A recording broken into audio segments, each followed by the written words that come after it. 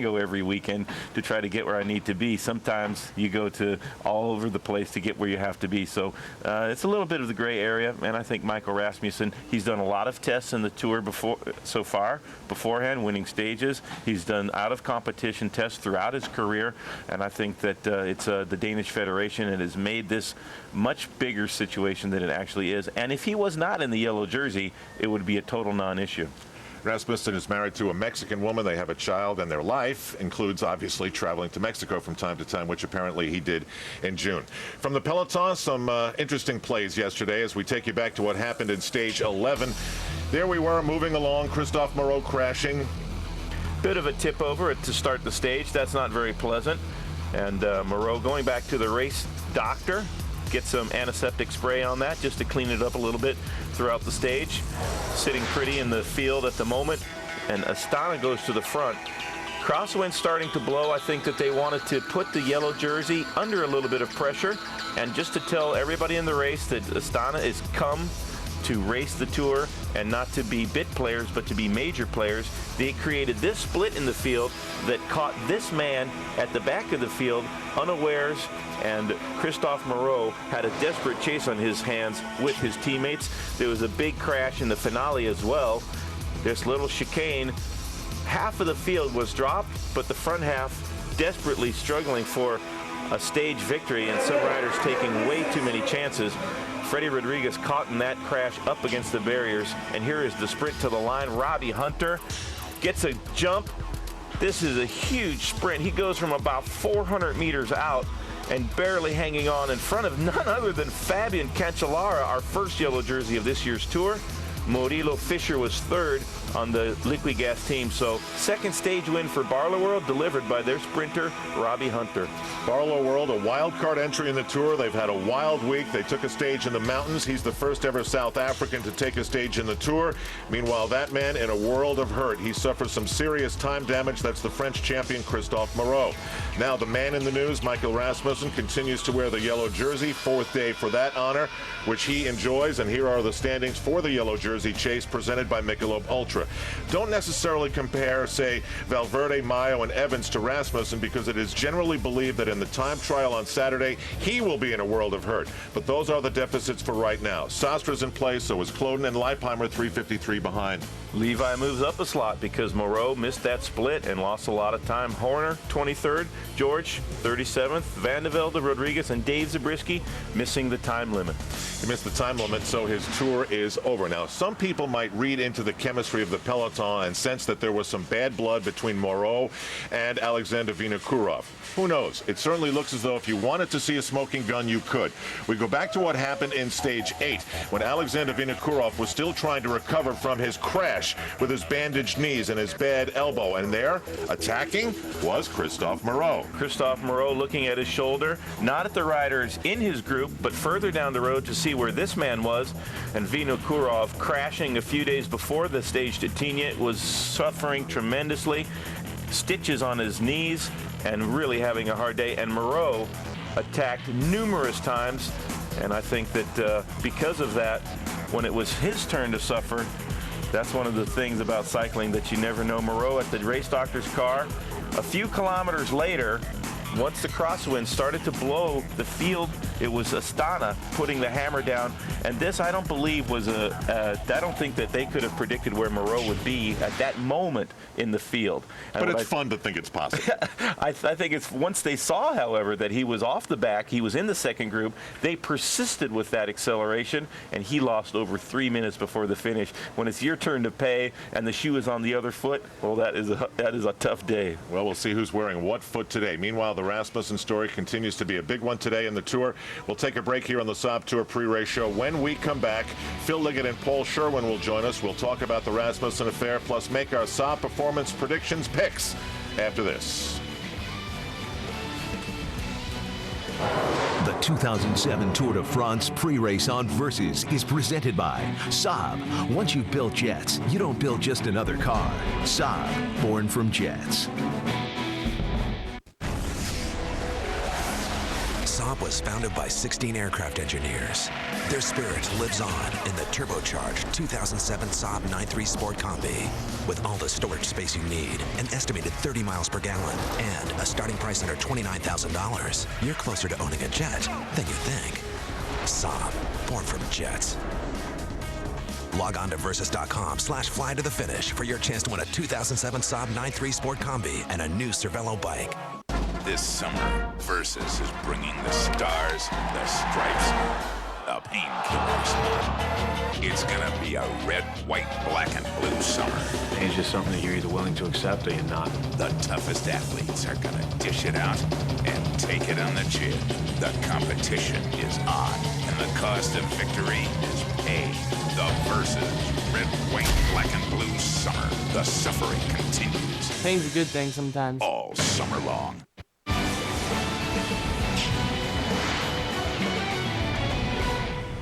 Welcome back to stage 12 here on Versus. Cool temperatures. Nothing cool, though, about what happened overnight to the yellow jersey wearer, Michael Rasmussen. This is not Patrick Sinkowitz and T-Mobile and some testosterone test positive.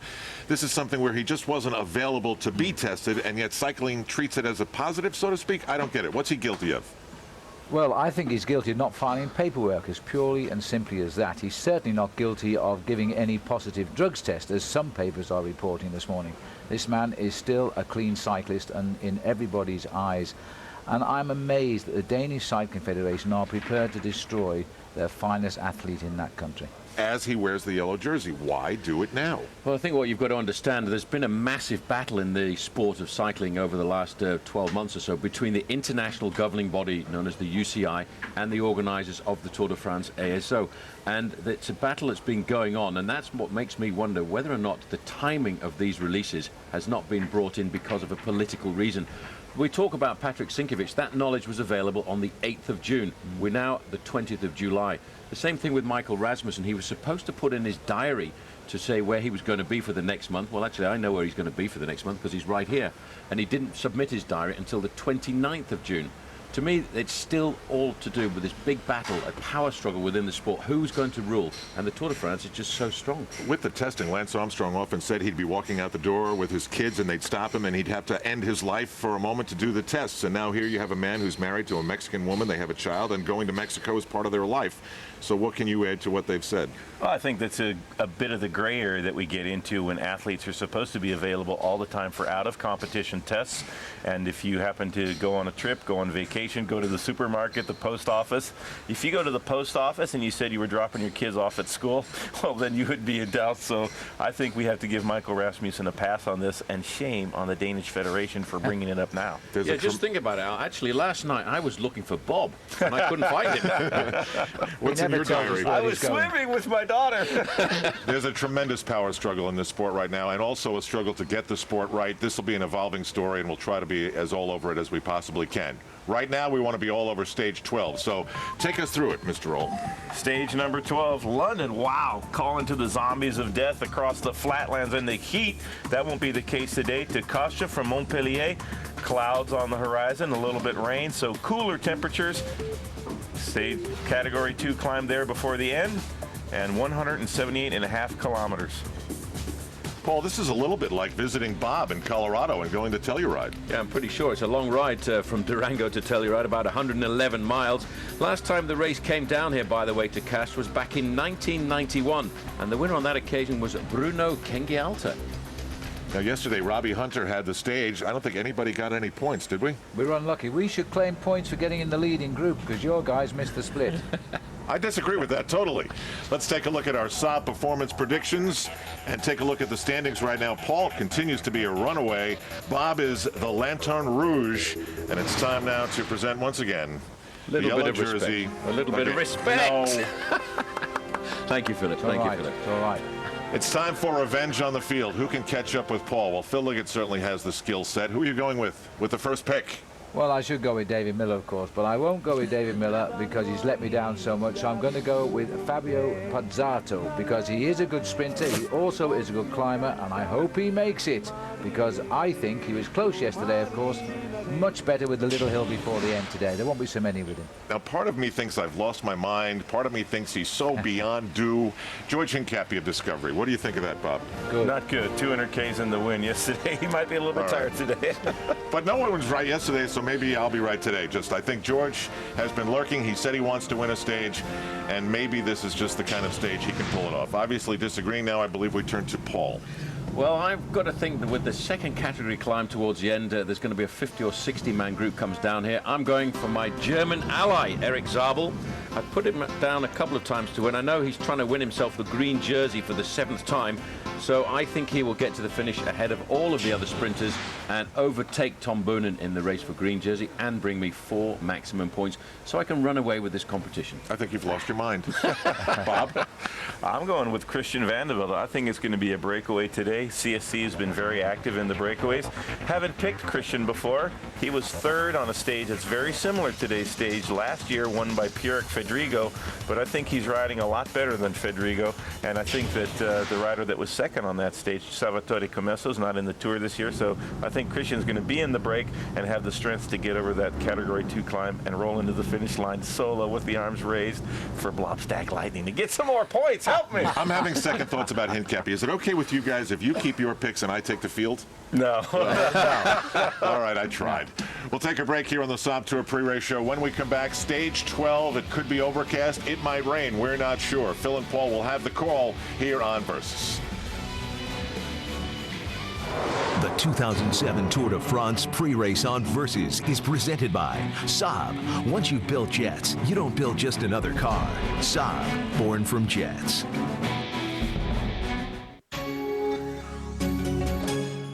Film, animation, and digital effects. I use my computer to connect these 3 worlds. I transform photos people send me, then email them back. I photograph my son's painting too and post them on his website. I love playing music. I even did the music for this commercial on my computer. I dream a lot, but I'm not a very good sleeper. HP Pavilion DV9000T with Intel Centrino Duo mobile technology.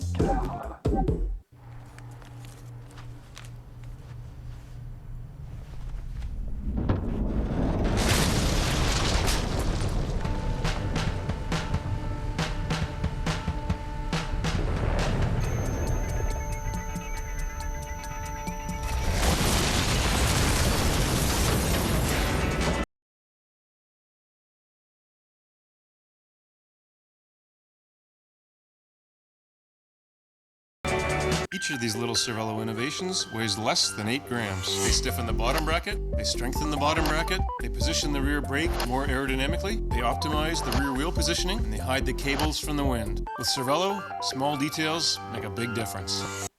12 state lines, 47 red pickup trucks, and 3 bouncy things. One great place to start counting sheep. Super 8, now with free high-speed internet, free breakfast, and more. Super 8. See you along the way.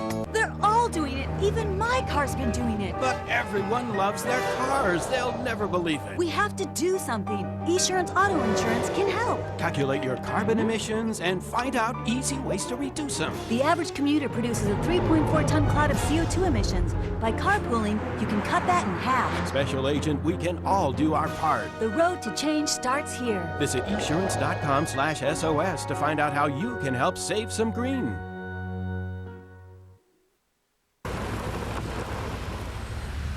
Toyota. Get in.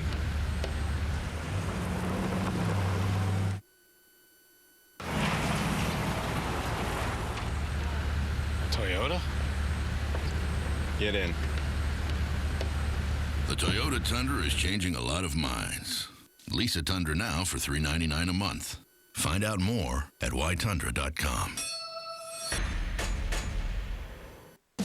Bicycle Village, the ultimate bike shop. Bicycle Village has Colorado's largest selection of bikes, from tandems to trikes to top-end bikes. All the best brands and the largest selection. Over 1,000 bikes set up and ready to ride from the brands you want, like Trek, Specialized, Raleigh, Lightspeed, and more. Only Bicycle Village offers same-day bike service to get you back on your bike quicker. Plus lifetime tunes and an unbeatable performance guarantee on every bike we sell. And we always guarantee the lowest prices. Bicycle Village, the ultimate bike shop. optimised for the sprinters. Robbie Hunter now is heading for his first ever victory in a stage of the Tour de France. He's got it on the line. Today we will begin to rise into higher altitude. Undulating hills and leg-draining climbs will favour the breakaway artist today. The contenders can't afford to lag on this stage. Alexander Vinokourov means business, and you never know what the Kazakh with the killer instinct will pull in order to get a hold of that leading position.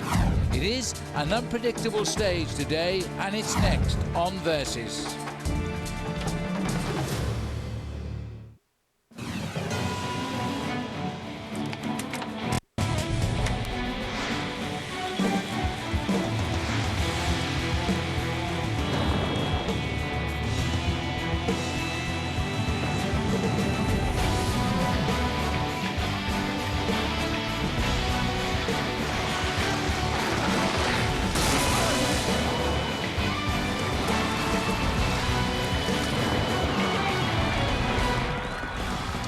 Yes, although the air temperature is not so hot on the Tour de France today, the peloton are very hot indeed. The 94th edition of the Tour de France is turning out to be a great competition. This is Castres, this beautiful town in the far south of France, waiting now to welcome the Tour de France. These are the jerseys you can buy, and if you can't see any yellow ones here, well, let's find out why. There they are. The last two sold moments ago, as now Castres is ready to receive the Tour de France.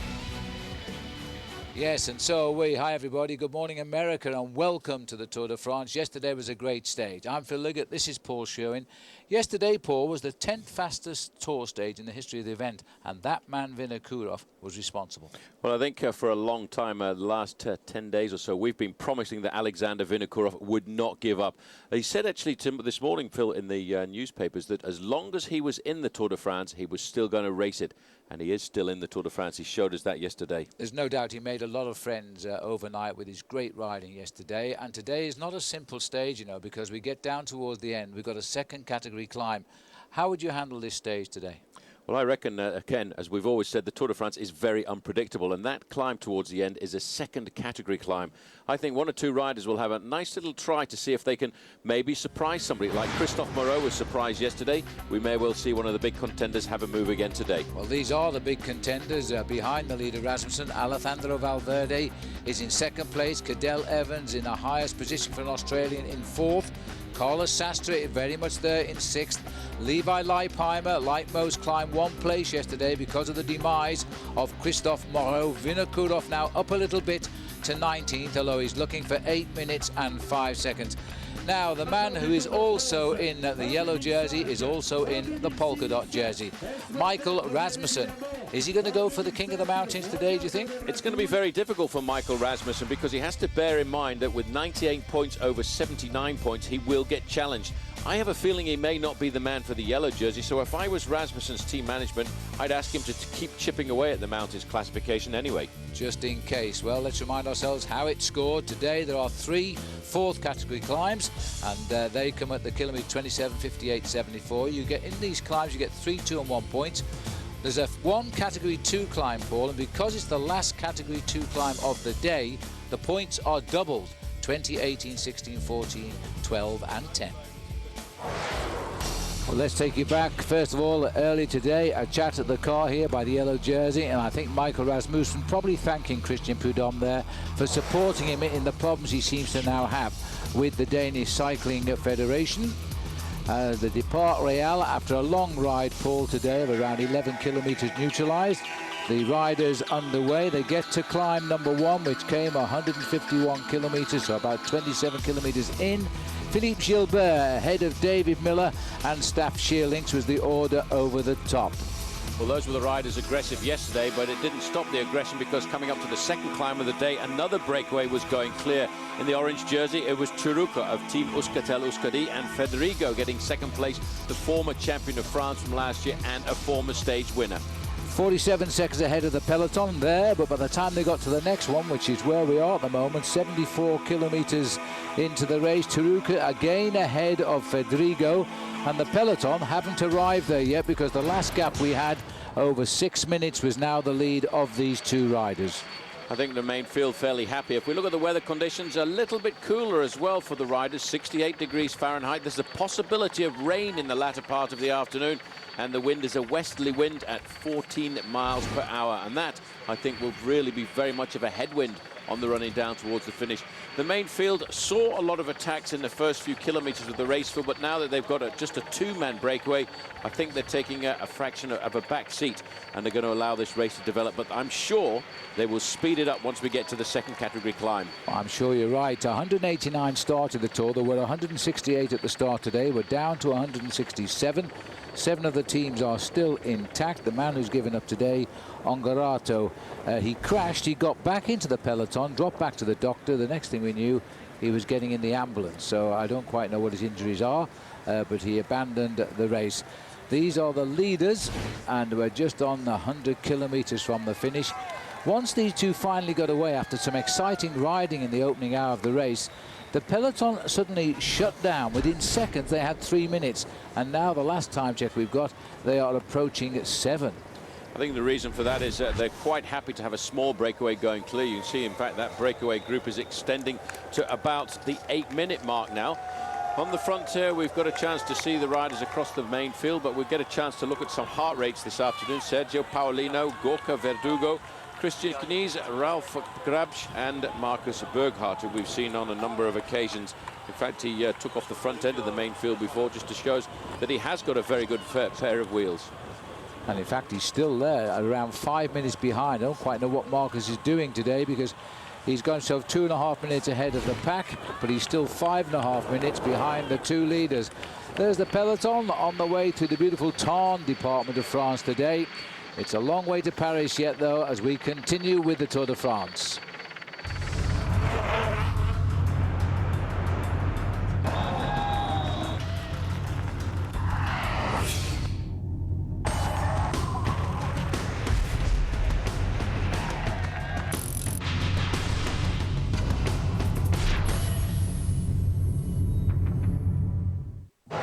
The 2007 Tour de France on Versus is brought to you by Hampton Hotels.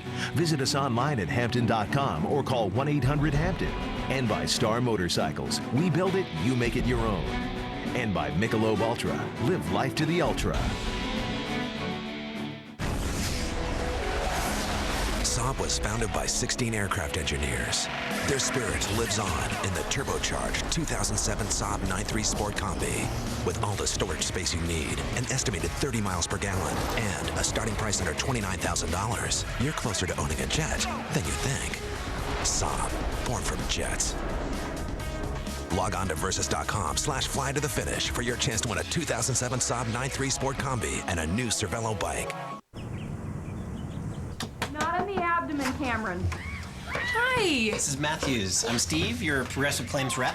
I inspected the damage on your car, and you're all set. Oh, thanks so much for coming by. My insurance agent recommended Progressive because you do this kind of stuff for free. I have 4 boys, so the smallest errand is just... No problem. Yeah, okay, thanks so much. Bye. With Progressive, saving hundreds is just the beginning. Contact a local independent agent to switch today.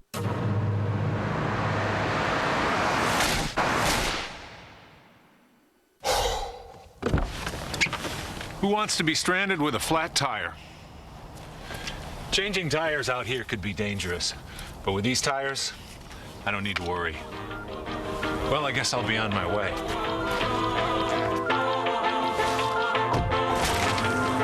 Bridgestone. Run flat tires.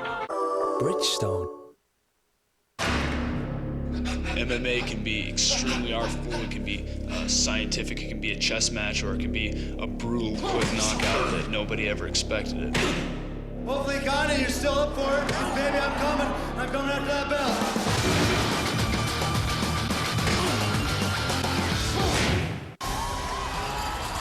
The Tour de France, Stage 13, live tomorrow, 8 a.m. on Versus. The real drama continues. Sono Paolo Bettini, sono campione del mondo e campione olimpico. Chiedo il massimo dalla mia bicicletta. Voglio che sia ripida, leggera, bella e precisa, ma più di tutto che sia veloce.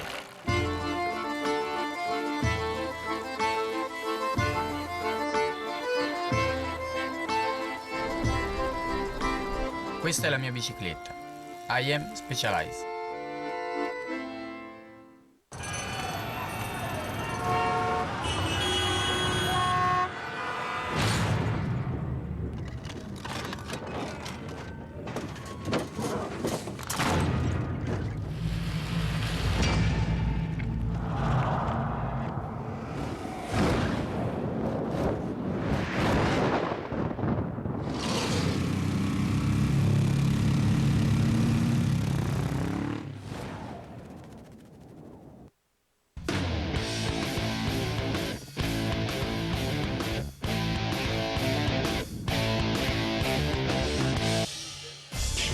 Welcome back. A reminder of who's who in the Tour de France today. Michael Rasmussen, he's the leader in the yellow jersey. Tom Bonan keeps on to his green but loses ground yesterday. Alberto Contador stays solid in white, and Rasmussen still a good leader in the mountains as well. Which one will he try and defend today if he gets the chance? Both of them. Well, this is the sprint here now. We're in Erpillon at 81 kilometres into the race and 97 to go. No sprint, in fact, because Giruca in the orange has been winning all of the mountains, so he's not going to contest the sprint. That's gone to Fedrigo. Giruca in second place. On the mountains itself, the peloton have gone over, by the way. 8.5 minutes behind now. Marcus Burkhardt pedaling along in no man's land. He's over in third place. Just see what's coming, though. You see, we climb right out from the basement over that second category climb. It comes 30 miles from the finish, and it is 6 miles long on the way up. So just looking here at the back of the race, Paul, it looks as though we've got Christophe, I think it's Christophe Renero at the back. So Ventoso, the sprinter who went down yesterday, you can see the bandages on his left leg there. He was one of those riders who went down in that final nasty little corner around about 750 meters to go. And the explanation for that was basically coming from one or two riders. The riders themselves were going round the corner much too fast, although they weren't expecting that corner to be there. But some of them did complain afterwards that that chicane was actually not on the race handbook. And I think they have a point, because we noticed it when we drove in, and I said to Paul, I said, hey, this isn't on the race handbook. And that's where they chose to go into that bend far too quickly and take out the barriers. Julian Dean, Freddie Rodriguez, Tom Bonan didn't fall. He had to take his feet off the cleats and had to slow down and lose all chance of a win. You don't get a second bite at winning in a sprint when you have to falter on the way through. Well, not at 750 meters to go, but it did spring the surprise for Robbie Hunter, who did not go down, was not involved in the crash at all. In fact, it all happened very much behind the South African, and he took advantage of that little bit of chaos to get himself his first win, and the first win for the continent. Well, today we're going into one of the most stunningly beautiful part of France. This is the Tarn area of the gorges now. As the riders continue on, though, let's remind ourselves of the Star Motorcycles Ride of the Day yesterday, and there's no prize for guessing who's who here in our Star Motorcycles Ride of the Day, because it was the first ever victory for a rider from south of the equator on the African continent. Robbie Hunter takes the victory with a scream of delight, his radio earpiece flapping in the wind. It was there. And that's our Star Motorcycles Ride of the Day. Let's have a look at Robbie's career here. He's 29 years of age now, stand at 5'10". He's a real powerhouse. Turned pro in 1998, had a couple of stage wins in the Vuelta España. This is his first one, of course, in the Tour de France, and he's the All-African time trial champion, and he really is a great representative of South African cycling. Here we are back with the main peloton, and look at the time gap, and they really are allowing this one to run. It might be a mistake, this, 9 minutes 12 seconds. We've only got 93 kilometers to run as we go up to the two leaders there. Quite strong riders, these two, not to be messed about with, in my opinion. Here is the man who had all of the problems yesterday, Christophe Moreau. By the way, overnight he's saying he was out changing his shoes after the crash when the split happened. Well, believe it or not, that's what he said. And by the time he realised it, he really had no chance of getting back. And he looks as though he's playing with his shoes as we speak. I hope it's a new pair. But that's really sad luck, but you've got to pay attention every minute of the Tour de France. We'll see this as a silly misjudgment by Moreau later on, I think, as we look back on the Tour de France, because I can't see him climbing back into the challenging positions now. He's not quite the strength, I don't think, of an Alexander Vinokourov. Well, there's the rate going straight into the throats of the gorges of the Tarn. Now we'll take a break.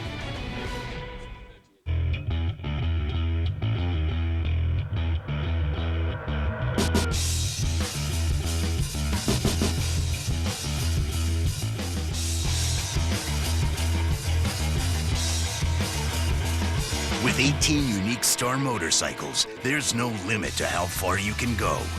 We build it. You make it your own. Exclusively at your Yamaha dealer. Now get payments from $69 a month plus up to $1,000 cash back. The Cervelo SLC SL is a pure breakaway machine. Learn more and enter to win the Cervelo Dream Bike at competitivecyclist.com. Prices they got in here. $8 candy bar, $11 for a can or two. Now, it's prices like these that's keeping folks from living the high life. Sir, where's your beer section? Thank you. A good, honest beer at a tasty price. That's what we stand for. Clean up on aisle common sense. Hey, let me grab this. That's how we do it. Get in and out, boy. You just lost your right to sell Miller High Life is what you did. People are smart. And when it comes to home loans, they don't want smoke and mirrors. They want a smart rate. Like our 30-year fixed mortgage around 6 1/8%. Call 1-800-DITEC-1 now to get a loan without being sawed in half. DITEC. People are smart. Over the course of the tour, riders will burn 123,900 calories, the equivalent of 155 hours of cardio or 263 double cheeseburgers. Hey, I'm Mr. Opportunity, and if I'm around, that means now's your chance to pick a beautiful Accord, a popular Civic, a versatile Pilot, a very cool Odyssey, or any other Honda you've been yearning for at a price that'll bring music to your ears. Hi! Nice to see you again, Mr. O. Hey, seems like I'm kind of popular this time of year.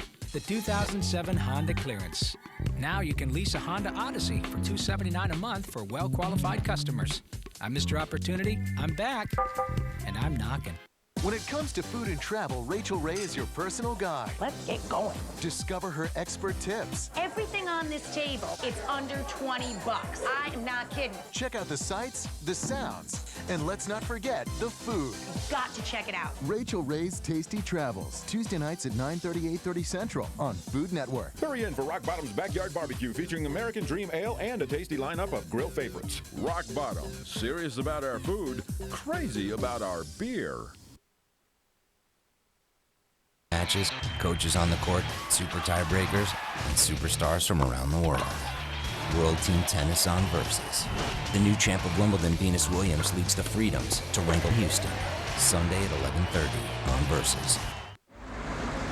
Welcome back to the Tour de France. We're heading for Castres. Let me remind you to stay up to date with all the drama of this year's event.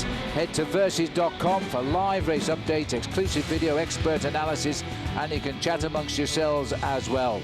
That's versus.com. Blue skies are here, but there's a lot of cloud around, and I can tell you at the finish here in Castres, it is quite overcast. Not too cold, not too warm either, but we could get rain.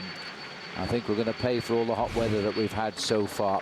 The peloton are slipping away now. It's 10 minutes, 6 seconds. The poor guy in between, Marcus Burkhout, I don't think really wants to be there, but the peloton are going so slow, he's still gaining on them. These are the two men causing the damage, and the French rider Fedrigo was a stage winner last year in the Tour de France in Gap. And as you can see, he's doing most of the work here. Chiruka likes to climb, but doesn't like the flats. Although at the moment, it's Chiruka who is leading Fedrigo. And they're gaining with every pedal. They're going to feel they've got a little chance here today, I think. Well, the best placed in the breakaway is Chiruka. He's only lost 22 minutes overall, and I think that's a pretty good show for this first-time Tour rider. As I said, last year he was on the South African Barlow World Team, but he's come across to the mainly Basque. And with a name like Chiruka, I'm certain he is a Basque rider on that team. And they're going to make the most of this, Paul, and I'm not so sure they will see the peloton again till the end. It's going to be very difficult for the main field. It depends really, Phil, on who wants to chase and who has the energy to chase that breakaway down towards the end. And if anyone has any plans within the team. But when you see the race like this, they're, I think, pretty happy actually to have a day off, because many of them were surprised, I think, really about the aggressive nature of yesterday's stage. As you said earlier, at 48 kilometers an hour, a little bit of a problem at the back. This happens all the time. This is Michael Delage. He's a French rider on the FDJ, and as you can see, he's not really in a panic at all. No, it's a good time to have problems, because you get back. We're in the little town here of Erepion. This is a village in the far south. The rider's going right to the centre, but it's famous here for its bells and bell ringing, where it's represented 400 years of a trade that has all but vanished now in France. But the bell foundry is here and is part of the village life. I should imagine the peal of bells when they all get tuning in is rather pleasant. The peloton, though, they're deaf to all calls to whip up the speed here just now, as they're allowing those riders up front to move away from the field. Marcus Burkhout went through. He got 2 points for the green jersey and 2 seconds for the overall. He's not interested in that. He went through in third place. You may remember Marcus was the rider who collided with the dog and bent his wheel the other day. We've got heart rate monitors on Verdugo today, and I can tell you at the moment he's riding at only 16 miles an hour in that peloton. And his heart rate was only 81 beats per minute. That is seriously not very much at all. I think the main field are definitely having a day off. But don't worry, when they get to the second category climb, you'll see that jump up to around about 160.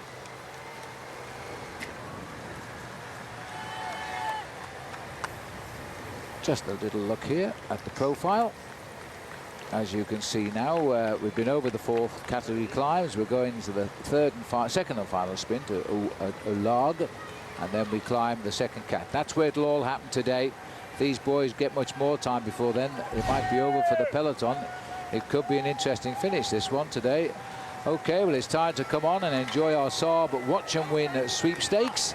And you do this by logging on to versus.com/fly to the finish.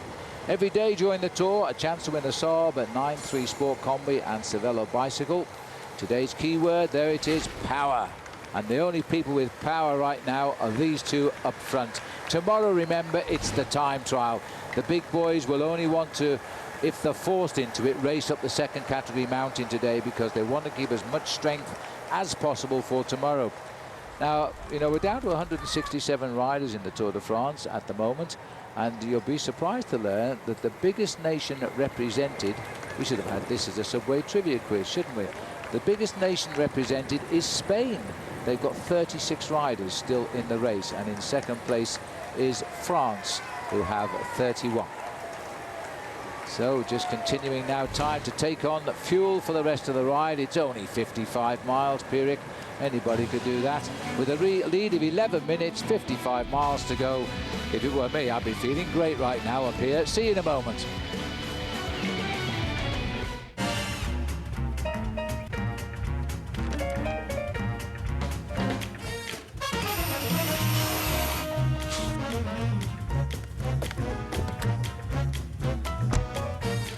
Prepare yourself. The 3 Series is here. With elegant styling and a powerful yet fuel-efficient inline 6-cylinder engine. Stop in and take a test drive today.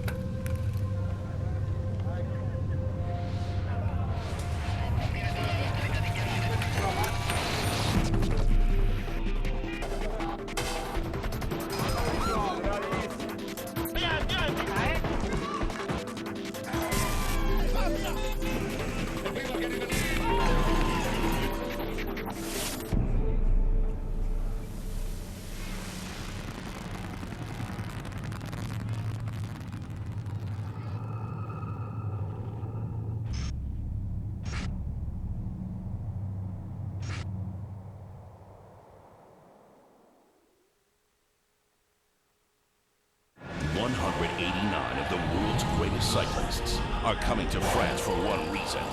He's still got fight in him. To sprint. He's taken no chances here. Climb. He blew the race apart. Sweat. Nice show of determination. Bleed. Oh my God. Fight. What a finish! is to be the one pure champion. Where does he find the strength from?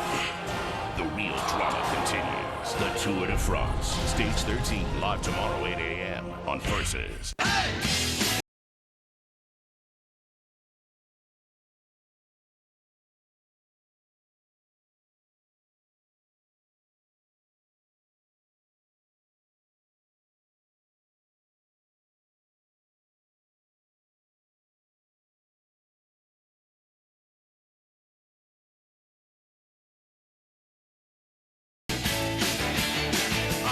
At Hampton, we love having you here.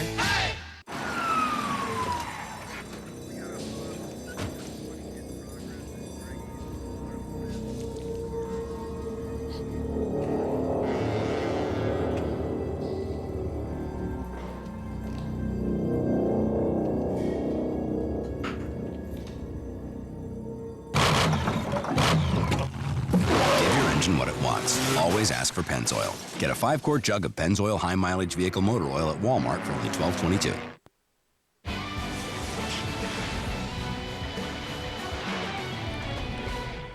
Welcome back. We're looking here at the beautiful castle of Saint Michel. It goes back to the 9th century following the Saracen invasions in the region, and it was rebuilt in the 17th century. And what a view it's got of the Tour de France today as it's guarding the entrance to the Department of the Tarn here. This beautiful castle. Now, the riders themselves are still pretty much the same. We've got 2 riders clear. There they are. The lightest man in the race is Ahmet Teruka. He checked in when he was weighed in London at 56 kilos. Now, we'll have to quickly convert that for yourselves. I haven't got my computer with me here. But that makes him the lightest rider to take part in the Tour. And Pierrick Fedrigo, much more experienced Pierrick. He's in his 5th Tour de France here, and he won a stage at Gap yesterday. They're running away at the moment. 11.5 minutes, the biggest lead so far since they broke away. Just 52 kilometers into the race, and we're now 85 kilometers from the finish. There's the big platform that takes us up to the top of the figure 2, and then as you can see, no real obvious descent there. So if you get dropped on the way up of this 10-kilometer climb today, it's going to be a flat-out chase, and there's no guarantee you will get back. And I think that's where we're going to see any attacks that will come from the senior riders of the peloton. Now, let's have a look at our HP top 5 accidents of the Tour so far. They do make spectacular looking at on television, so here we go. Not for the nervous, by the way.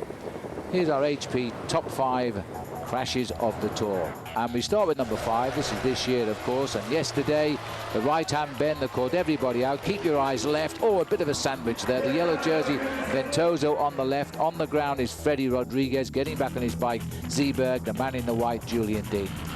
Number 4. In front takes him out, and Brett Lancaster sits on top of him. Brett unfortunately retired a couple of days later, I beg your pardon. Here's the 3rd crash, one we didn't like to see. Michael Rogers dislocating his shoulder, and David Arroyo saved by the trees from plunging to the valley below. He rejoined the breakaway. Sadly, Rogers didn't, then stopped. He had a dislocated shoulder. He was the race leader on the road. Crash number 2, Andreas Kloden. This was the start of a bad day for Kloden, because then followed Alexander Vinokurov, and that.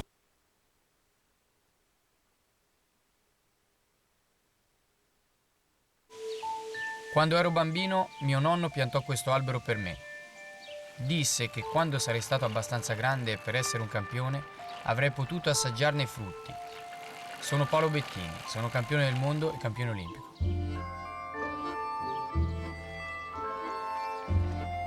Chiedo il massimo dalla mia bicicletta.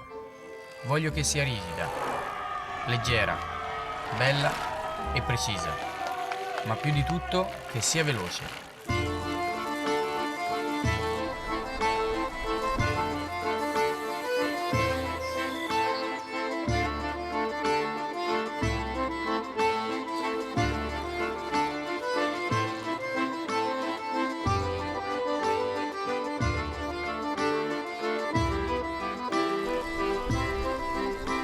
Questa è la mia bicicletta.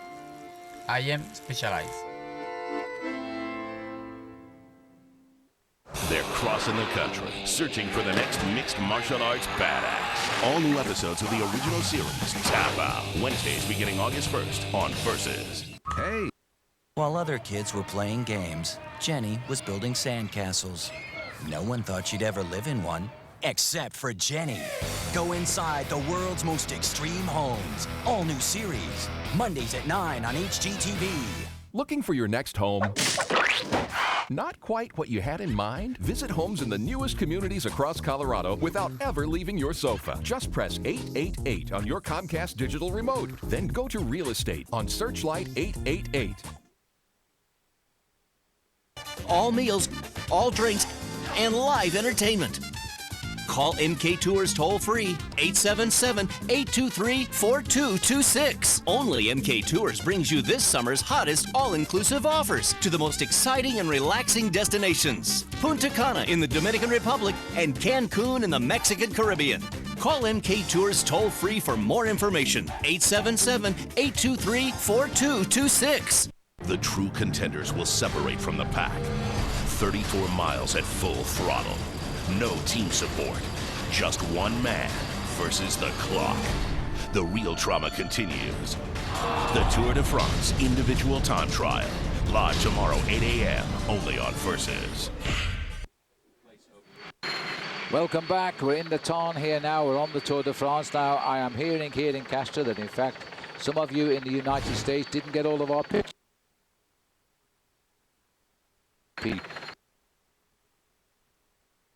I think we're going to try and show you those again.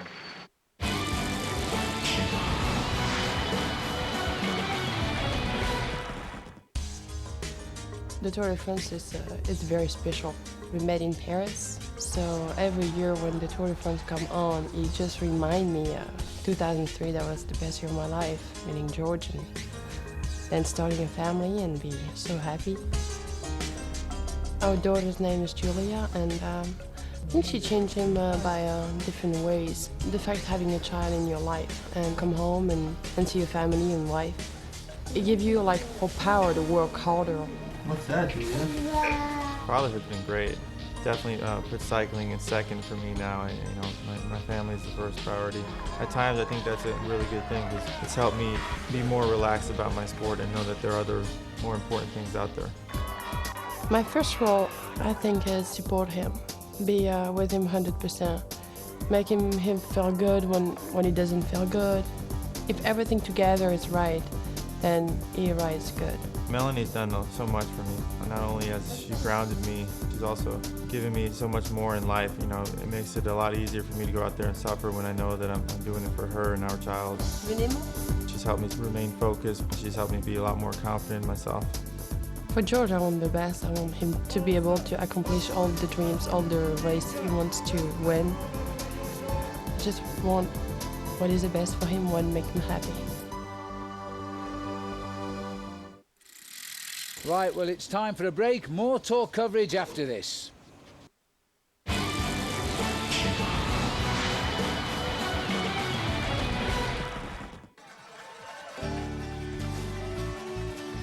Well, there he is, Levi Leipheimer. 2 days in yellow last year, gave it away, this time no mistake. Well, there it is, Levi Leipheimer. He gets his second win of the year.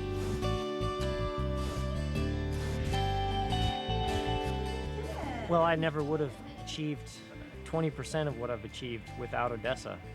We met back in 1997, and ever since, my career has really gone in leaps and bounds because she supported me. It's weird, that because we work together, and in a way I kind of work for him because he's got to be the boss. He's the one that knows the training and, the when and the where and the how much. I'm just kind of, support crew. Yeah, Odessa, she motor paces me a lot, and I've had other people motor pace me, but never quite as smooth as she is. She's been doing it for so long that she knows exactly what to do. But I've been doing it for 9 years, I guess. I've been motor pacing, so I'm getting used to it. It's still stressful.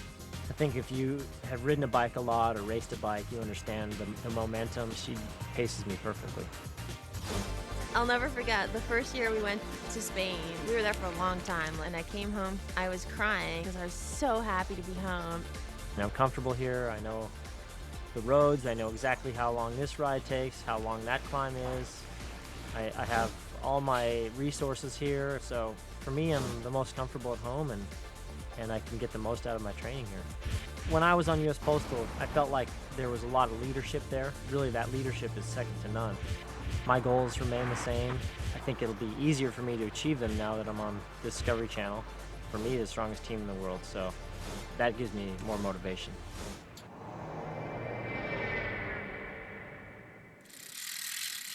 More tour coverage after this.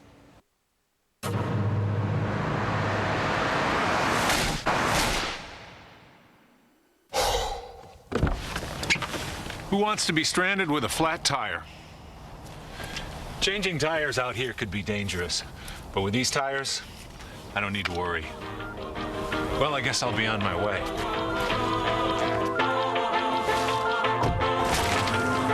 Bridgestone. Run flat tires. Bridgestone. The Cervelo SLC SL is a pure breakaway machine. Learn more and enter to win this Cervelo Dream Bike at competitivecyclist.com.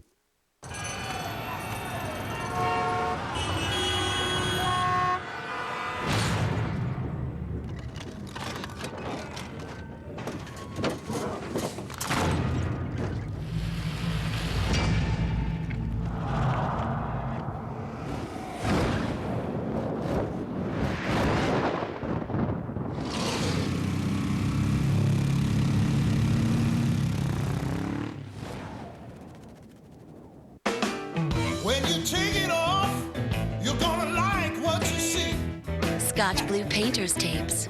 Yeah, when you take it off, you're gonna like what you see. Goes on easy, comes off clean, leaving professional paint lines. Looking good, you got to agree. Scotch Blue Painter's tapes for delicate or multi-surfaces.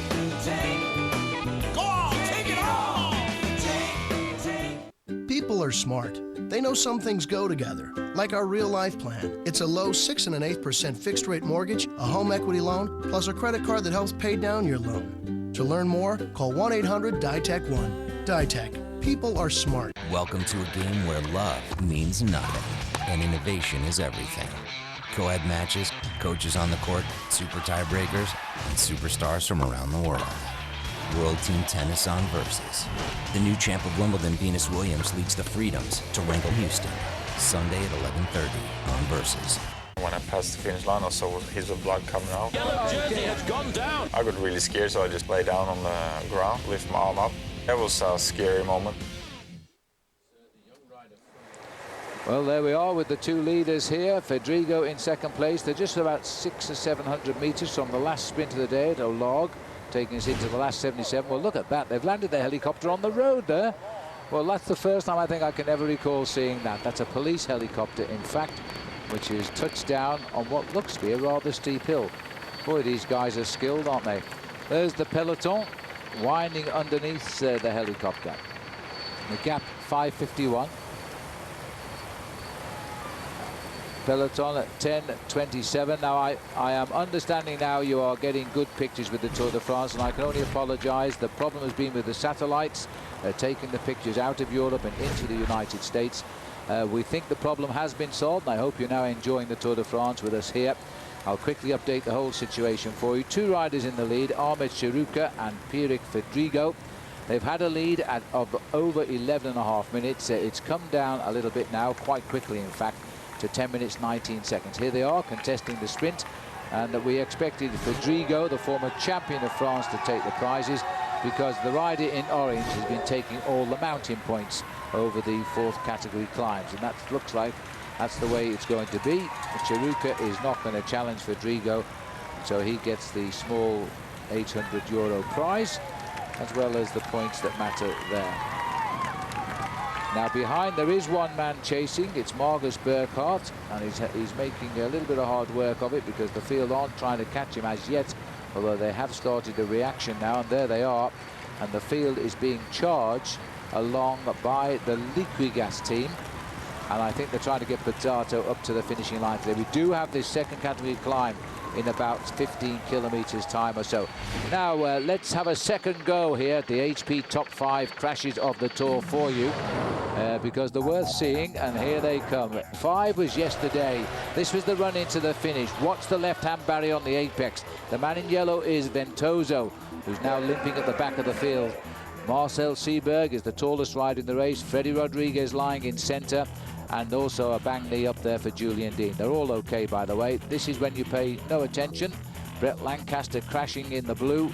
This was on the first road race stage to Canterbury, and Brett retired a couple of days later in France. This one we didn't like to see on the road to Tignes, the Cormet de Roseland, because the man over the barriers, David Arroyo, climbed back to rejoin the leaders, but sadly Michael Rogers rejoined the leaders and then had to stop in tears. He had dislocated his right shoulder. Then up to number 2, a bad day for Astana. This is Andreas Kloden, a fractured coccyx for him, and then further up the road, more trouble for Alexander Vinokurov, out to 60 stitches in his body after that shunt. And then the big one of them all, practically the whole field going down here as we raced into Ghent. The yellow jersey of Cancellara sitting on them all. He limped in. We thought he'd broken his wrist, but he's fine because he finished second yesterday. That's the HP top 5 for you. And here we are again, looking out. We're in the department of the Tarn now, one of the most beautiful parts of France. Well, Marcus Berghout at 5 minutes and 38. These two are pushing on slowly towards the 10.5 kilometre climb of the day. They're at the feed now, Paul. Well, it's the sprint for the main field, who's still lime green with Team Liquigas. In the second row there, if you like, are the black and green jerseys of Team Discovery Channel. A lot of people feel that Team Discovery Channel may well try something down towards the end here, because with that second category climb, it is a very nicely strategically placed for somebody to have a go at moving clear. Well, there's still 5 kilometres to go to the sprint where the leaders are already through. Just looking at some heart rates on the monitors. Stephen Oge doing 36 kph in this group, now beating at 137. We're running at almost sea level, about 350 feet above sea level at the moment.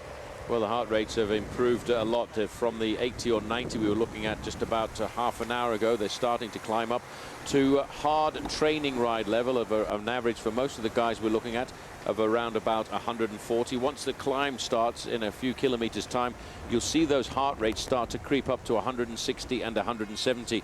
This man, the last time we checked his heart rate, was running at about 160, and in about 20 kilometers time you'll see the start of that big climb. Marcus Burkhardt is actually riding just inside of the 160 beats a minute.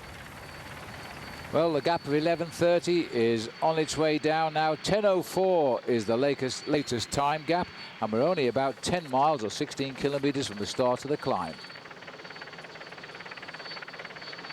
So just having a look at the spread across the board here now. Marcus Berghout has pulled himself about 4.5 minutes away from the peloton. But I think that gap, it's holding just at the moment, so they're not exactly rushing at those two leaders, who would just love to get to that little hill and then run for home. We'll take a break. See you in a moment. We just got a new car. Good time to look at new car insurance, and we went with Progressive, saving like $400 a year. But what really impressed me was they actually gave me the rates the other big companies. Was not expecting that. I mean, that kind of honesty is... Oh, did you have anything to do with this? No. Right. Get Progressive's rate plus other big companies in about 8 minutes. Go to progressive.com today.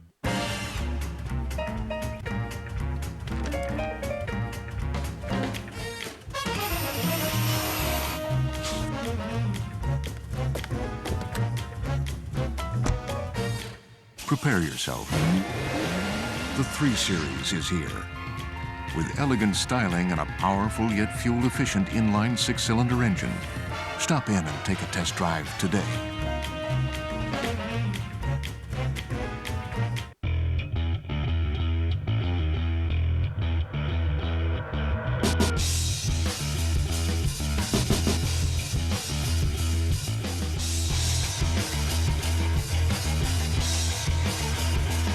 With With 18 unique Star motorcycles, there's no limit to how far you can go. We build it. You make it your own. Exclusively at your Yamaha dealer. Now get payments from $69 a month plus up to $1,000 cash back. Hi, I'm Chef Tony, and now... Look, honey. Rock Bottom's Backyard Barbecue, and they're tapping that beer you love. American Dream Ale.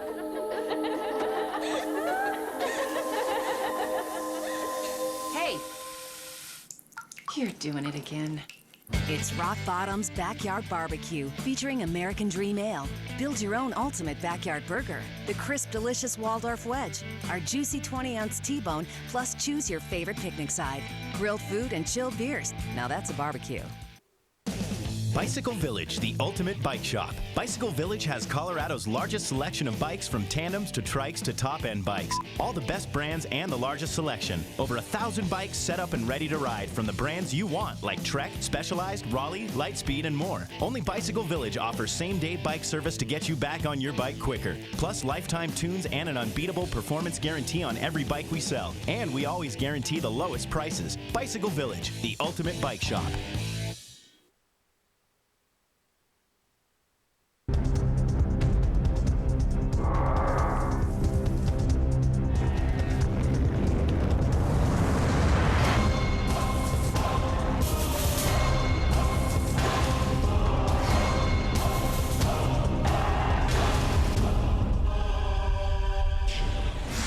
Yes, that man is still in the yellow jersey. Tomorrow could be a difficult day for him. These are the men who hope to take his yellow jersey off him. Alejandro Valverde sits second at 2:35. Evans at 2:41. They're all very close. Sastre in 6th. Cloden in 7th. Levi Leipheimer moved up from 9th to 8th yesterday. He's only 3:53 off. He can ride a time trial. So plenty of challenges are still to come here as we now charge through the Département of the Tarn. And we're still chasing. This is Olargue, the scene of the sprint. 3 riders through here already. Federico Cirucco at 5:45, Marcus Berghardt. And we're now waiting for the peloton, who are going to go through at around 10 minutes. So while we're doing that, we can go to the start this morning now, catch up with Craig Hummer, and he's chatting with none other than Levi Leipheimer. Let's talk about yesterday's stage. How surprised were you by Astana and Vino's attacks? Well, you know, he's a fighter, and I didn't expect that he would be feeling better, but obviously he's feeling better, and he made a statement that he's not done yet. And thankfully I was in the first 10 riders when I saw them attack, and I had great position, so you got to pay attention. That's the moral of the story. Most of the GC riders like yourself were trying to save yourself for the time trial coming up tomorrow. How much did yesterday take out of you? Well, actually, I had an easy ride thanks to guys like George and Benjamin and the whole team, really, because they're the ones that spent all the time in the wind, and I didn't really touch the wind that much. Well, you heard him say it. Tomorrow is the time trial. It's the first big race of truth. It comes very late in the Tour this year. It's an individual ride, of course. And last to go will be Michael Rasmussen. 8th in the end will be Levi Leipheimer. It's stage 13, and you can see it all the way with us tomorrow, live on Versus, beginning at 8 a.m. Eastern Time. And then we'll have you enhanced coverage in the evening with Bob and Al at 8 p.m. Eastern Time. The first big showdown in the race of truth, all happening tomorrow. Back with the 2 leaders. They're going to feel okay at the moment. It's still over 9 minutes, and they're working towards the big climb. Just on 2 3/4 hours, the race has been going now. These guys got away at 52 kilometers into the 178. They stay away, it'll be a 126 kilometer breakaway. We've had longer ones, so why not today for these 2 riders? Cirucco here doesn't look like a man who's suffering. He loves the hills, and he's the lightest man in the race. So the next challenge, Paul, will be the 2nd category climb of La Jonte. And if they can go over the top with what? How much do you think they need over the top? They need more than 5 minutes, that's for sure, because although they're going to lose a certain amount of time on the climb over the top, Phil, it's not a great descent. In fact, it's undulating, and the descent doesn't come for another 20 kilometers or so, and I think that's where they'll have a hard time keeping their tempo. So they still need to conserve as much of their advantage as possible. We can see the main field are now angry. The question mark is, Liquigas are doing a lot of work here. I think they'll start to fraction a bit, this team, once they get to the slopes of the climb. Yeah. Is anybody else interested enough to keep the pacemaking going once we get to the climb and then over the top. Well, the peloton still arriving just about now in the town of Olague, which means they will be going through the sprint point. Berghardt went through 5 minutes 45 seconds behind. These guys are going to go through around 9 minutes behind. And there, Ventoso on the back, the sprinter who really took a wallop up against the railings yesterday. Now showing he's got a sore hand, heavily bandaged that hand. He must have crushed it up against the metal barriers, and so too his calf muscle. Yeah, it's a bit of a shame, really, because Ventoso is a fantastic sprinter. He won himself 3 stages of the Tour of Castilla y León early on this year, stages 2, 3, and 4. And he's a young man as well, who's basically a rider for the future for Spain, because he's only just 25 years of age. He turned 25 just before the Tour. Here's the feeding station. So the peloton have gone through 9:15 behind at the sprint in Olague. Now they're taking on food here.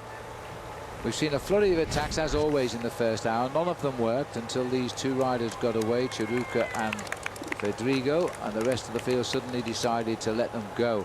But once he got to 11.5 minutes, which he did very, very quickly, then they've started to chase back. Although it's not coming down that fast at the moment. Well, it came down quickly to begin with, and I think this is going to turn to the advantage of the 2-man breakaway, because everybody knows that once you've gone through the feeding station, the main field, any chasers tend to lose a fraction of their impetus, because at the moment, as you can see, they're taking on board their bottles, their drinks, they've taken on board their bags, and that breaks up the organization at the front end of the group. But the man there in second position looks to me as if he's taken on a seriously heavy bag. It was his job, I think, to take on the drinks for everybody else. Life at the back of the pack here. Well, just while we watch life at the back of the pack here, we've all heard overnight the rather stunning news that Michael Rasmussen will not be selected to represent Denmark anymore, because they say he was up against not reporting in his whereabouts, so he could be regularly dope checked. And he does have a Mexican wife, and he has been going to see her parents in Mexico.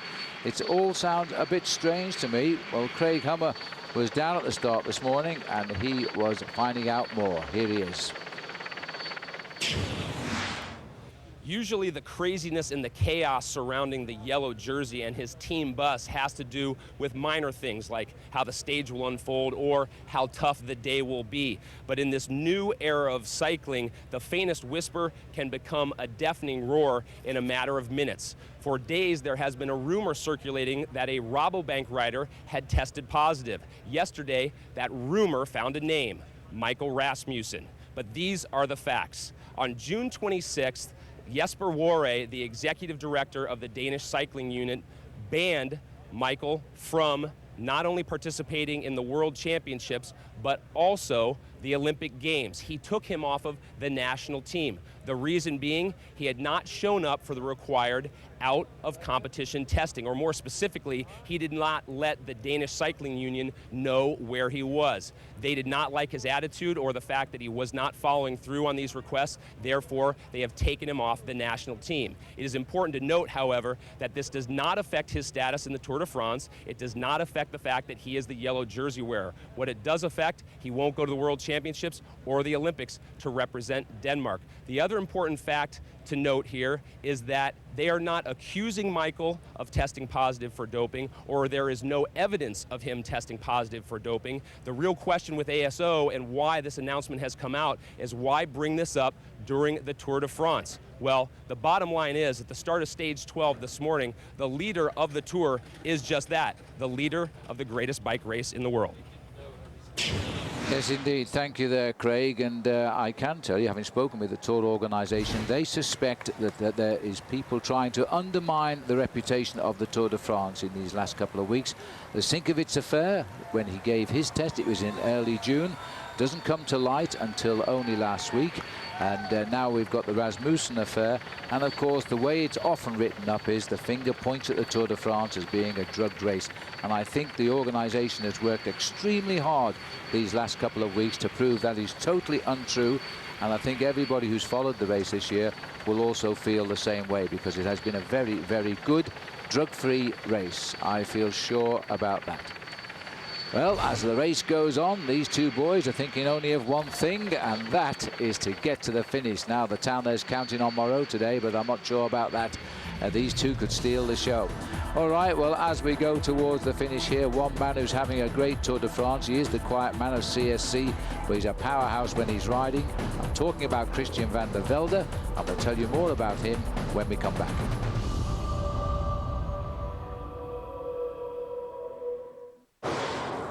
The 2007 Tour de France on Versus is brought to you by Specialized. You can never be too specialized.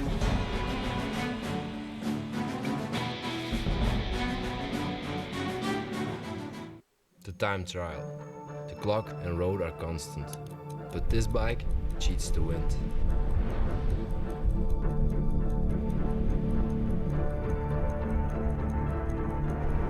Every pedal stroke propels me. Do you hear it?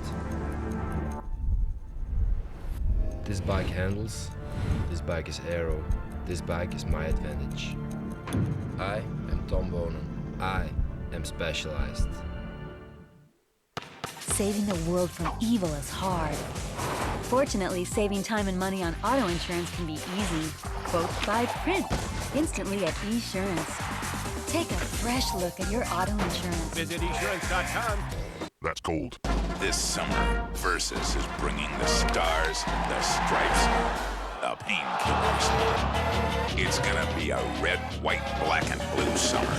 It's just something that you're either willing to accept or you're not. The toughest athletes are gonna dish it out and take it on the chin.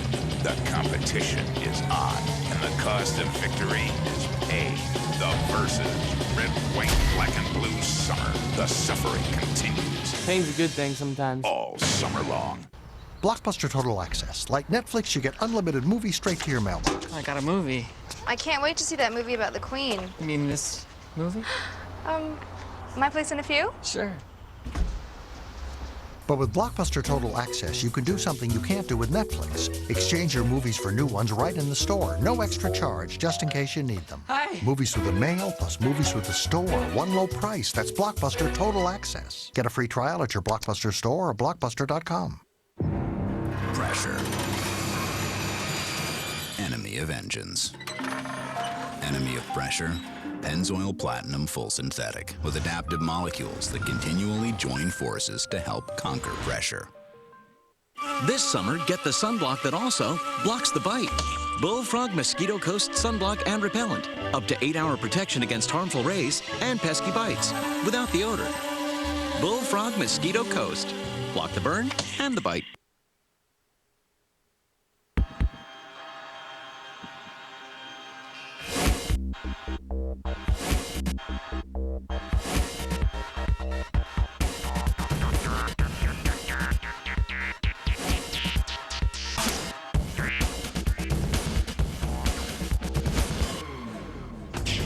Welcome back to the Tour de France. Here's where the Americans stand. Leipheimer in 8th, Chris Horner in 23rd, having a wonderful tour, Chris. George Hincapie always in the camera work too, 37th. And Christian van der Velde in 43rd. Freddie Rodriguez on the floor yesterday and might have won indeed in 127th. The one man missing, of course, is David Zabriskie. Trailed in just on half an hour down yesterday, about 5 minutes too late to beat the elimination time of the day. So I'm afraid he's gone home. This is the situation just now. These two riders out in front, chased by Marcus Burkhardt, and the peloton closing in now. They're inside 8 minutes, so the pressure is on. Marcus Burkhardt will be picked up. It's only a question of when, I think, and we've seen him. He doesn't seem to be trying that hard. I think he'll just ride along until they sweep him up. These two won't be doing that. They want to ride along and make sure they don't get swept up. This is Teruca in the front. Armets Teruca from the Basque Country of Spain, and he's with the French rider Pierrick Fedrigo.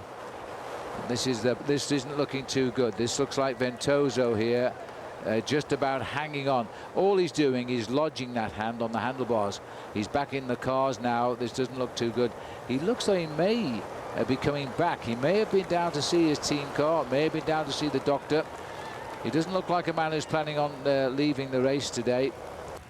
He's just going to ride himself back in. He needs a day, and tomorrow's a time trial for him. He can have almost a day off before we go into the High Pyrenees, so he's got to sort himself out. He's got about 48 hours.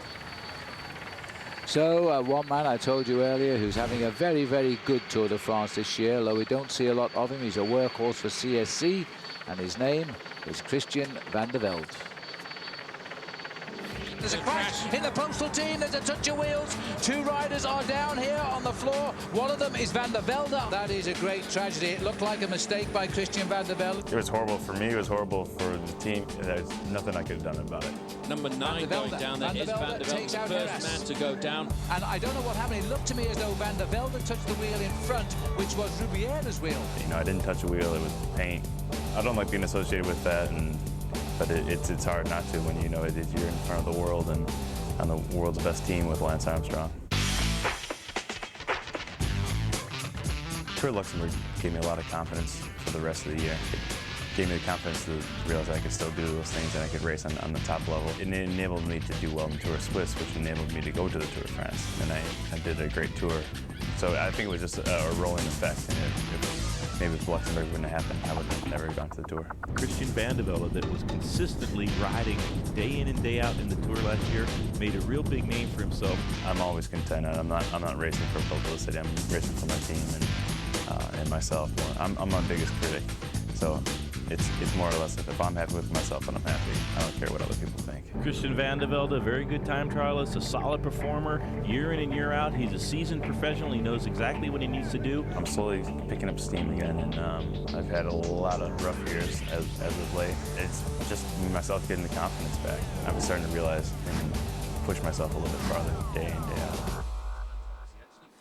Yes, Christian van der Velde there has only ridden for the world's top teams. He's now currently with the #1 team, CSC.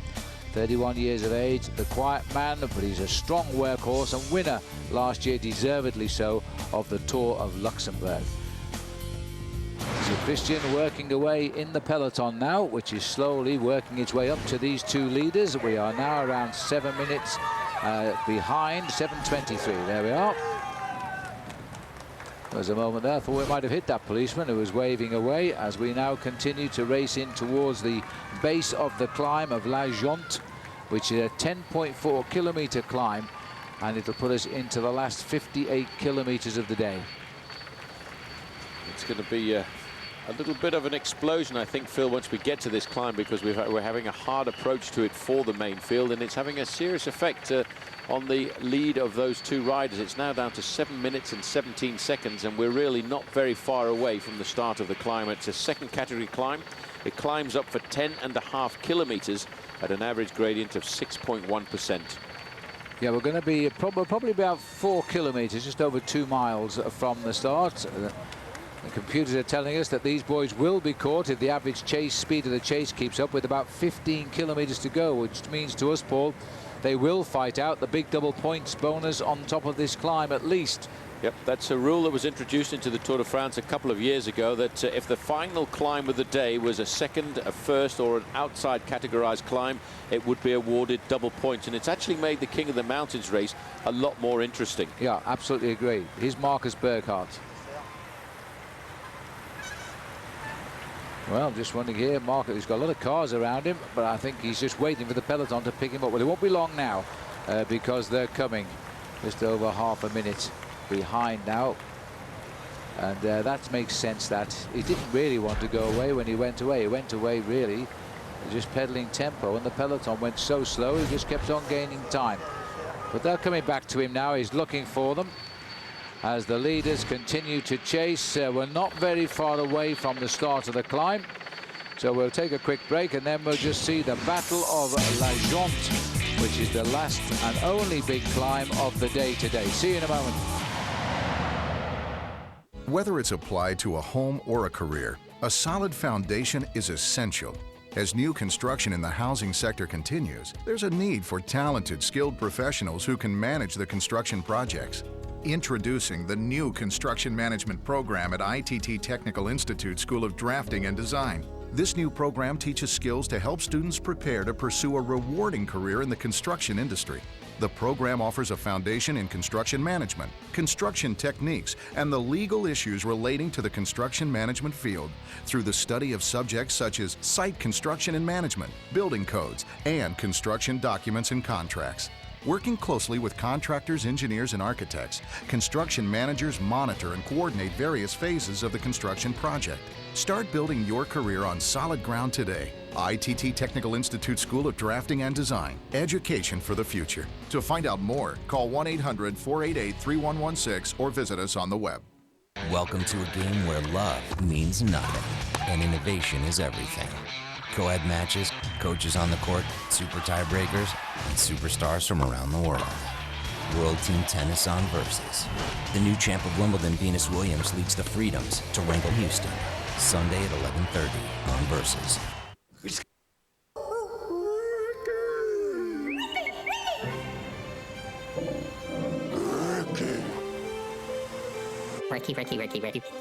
The new Subaru Outback with road gripping all-wheel drive, low emissions, and a price starting at just $21,995. So anyone hearing the call of the wild can answer. Lease a new 2007 Subaru Outback for $0 down and only $249 a month at Flatiron Subaru in Boulder.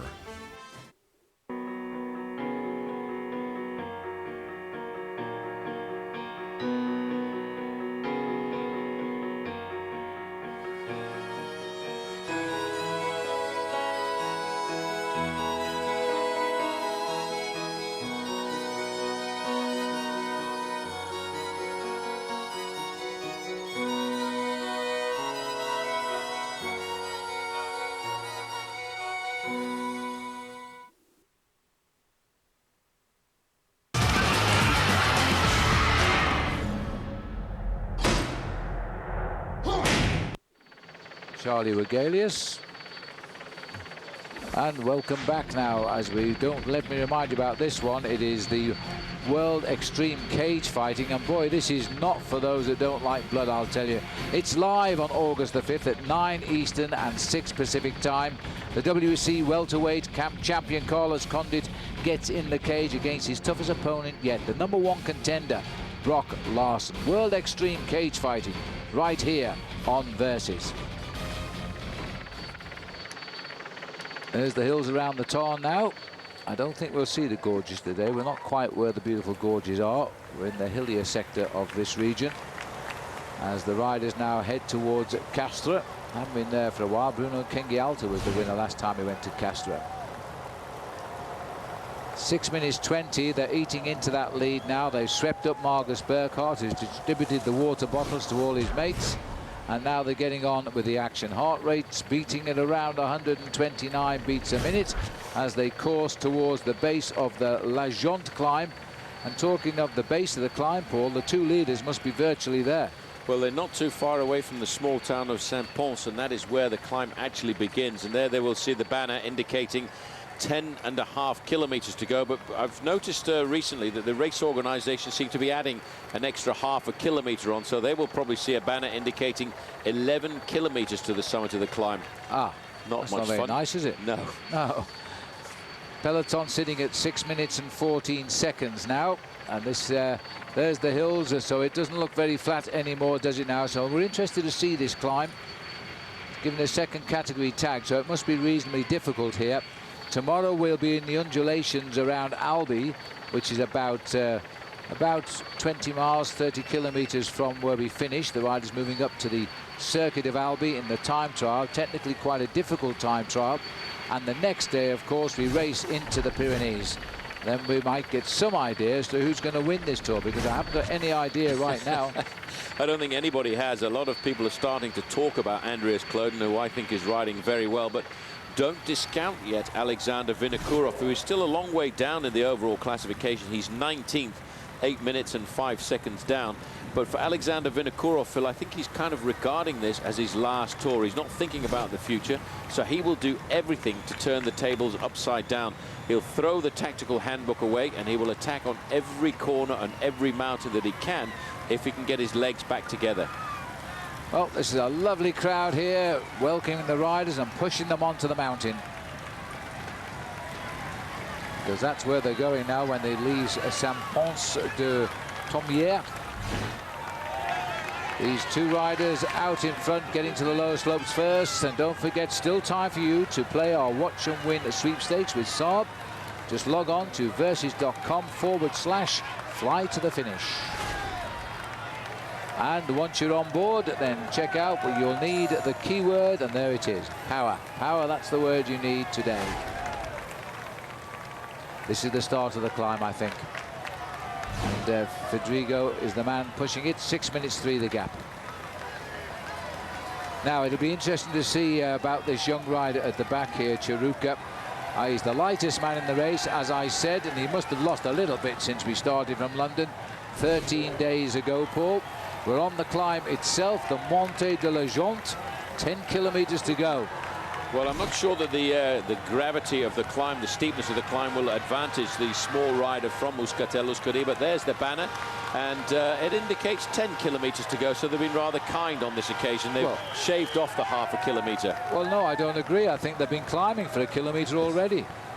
They just put the sign further up the mountain. Exactly. That's true. Well, this young man, he is a very good climber. Fedrigo, on the other hand, is an experienced professional rider. He's got a lot of strength in those legs of his, and he will be looking to stay in contact here. But what's more important is the time that these riders are losing. The official time gap on the blackboard there is 6:05, but race radio is telling us that it's 5 minutes and 50 seconds. There's always a delay between the board there that indicates the time to the rider and what race radio gives us. Race radio is more likely to be exact.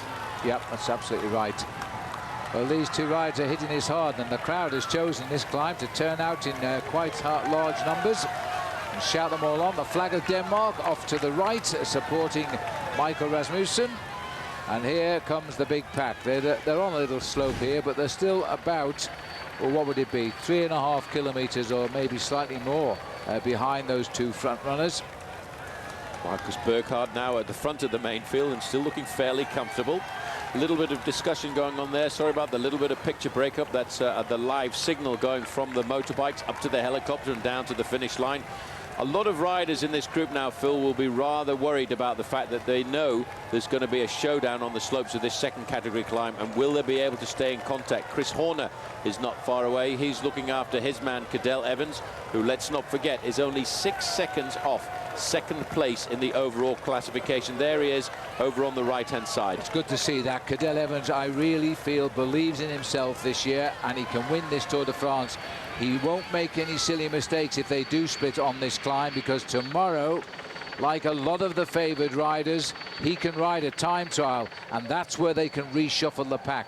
Object today, don't make any mistakes. Well, these are the two leaders, and you can see the gap is coming down consistently for the two leaders, 5.5 minutes. But just to finish off your thought there on Cadel Evans, Cadel Evans is a very good individual time trialist, and although he's 6 seconds off Alejandro Valverde, I think more importantly, Phil, he's 1 minute and 9 seconds ahead of Andreas Kloden, and they rode almost the same time in the first time trial in the Tour last year.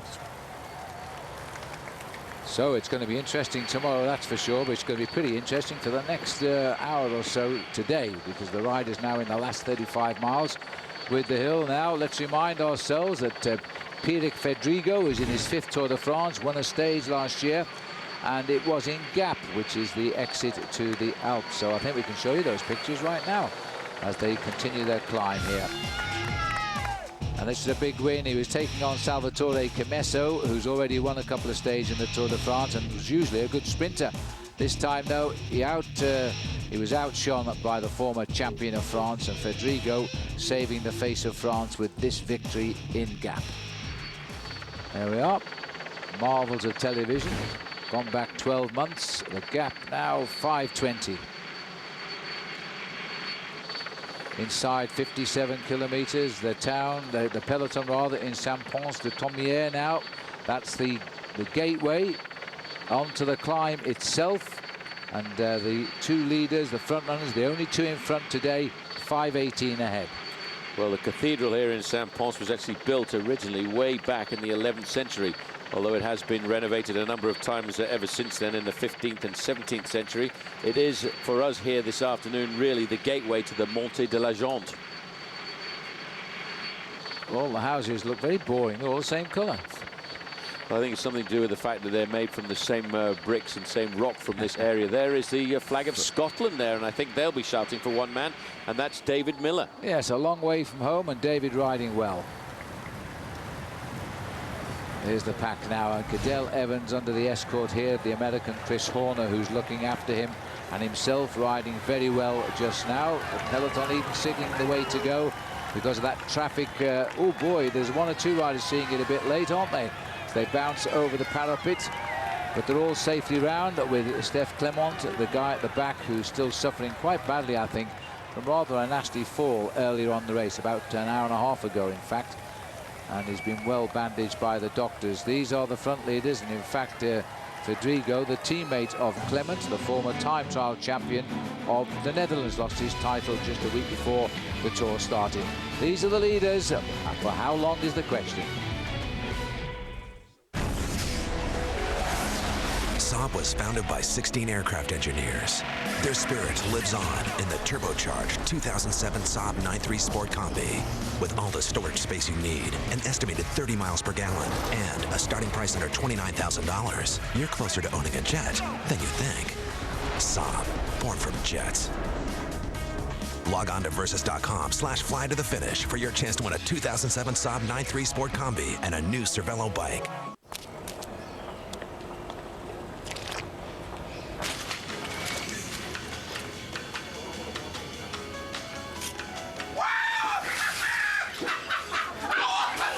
New Subway Scrabble, a 1 in 2 chance to win instantly.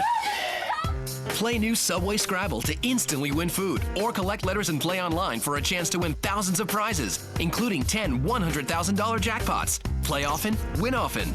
Subway, eat fresh. We know what men like. Mitchum Smart Solid. Powerful protection, unbeatable against white residue. Wow, let's see that again. For powerful all-day protection that doesn't come off on your shirt, be a smart Mitchum man.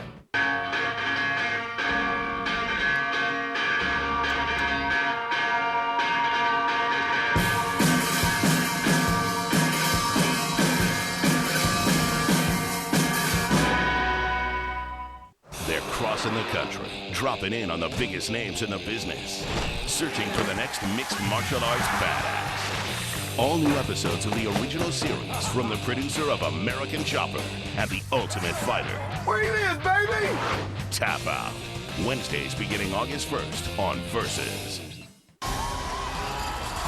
The Tour de France, Stage 13, live tomorrow 8 a.m. on Versus. The real drama continues.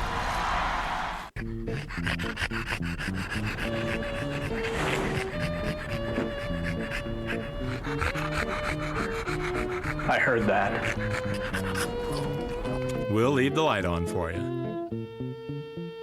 We pitted two cars in a fight to the death to prove a point about maximum horsepower. The black car with Castrol Syntec, the red the leading conventional oil. In torture tests, Castrol Syntec 5W30 maintained maximum horsepower 29% longer. Conventional oil got smoked. Don't you use conventional oil? Not anymore. Want more proof?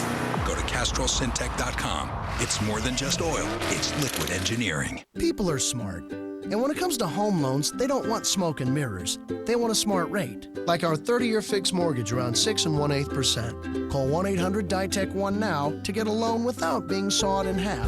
DITEC. People are smart.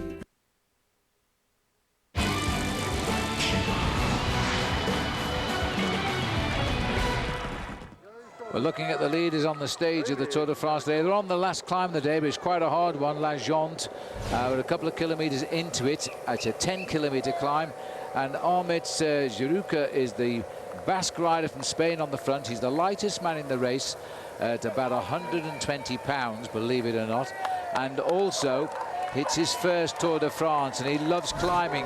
If he wins the points at the top, he'll come into the top 11 men in the King of the Mountains competition. I think that's what's in his mind today.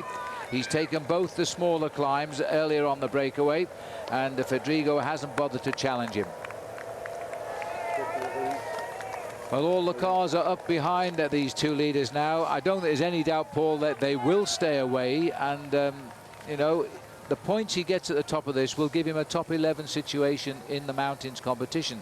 and still plenty of mountains to come. Still some massive mountains to come. Verdugo over the last 10 minutes has done the majority of the pacemaking in this group. I think what's more interesting behind, though, Phil, is to see whether or not we will get the move coming from the main field. We've seen a lot of work here on the front from this team, Liquigas. I wonder whether or not any of the team leaders will try and make a move and create the surprise. I think they're all very happy to stay together because all of the main contenders, especially the riders from 7th till 8th in the overall classification, are thinking about tomorrow. But one man who you cannot predict is Alexander Vinokourov. And if his legs are starting to get better, he may well have a go. He caught him yesterday, but he caught one big time, Moreau. But he hurt the others, and they were just thanking their lucky stars that they were paying attention and riding near the front of the bunch. Otherwise, they too may have been in Moreau's shoes. I'm not sure I should say shoes. Well, not shoes, because he blames his shoes as the reason why he was at the wrong end of the main field yesterday. He was at the back of the pack once he'd gone through the feeding station, and he actually wanted to change his shoes in the race.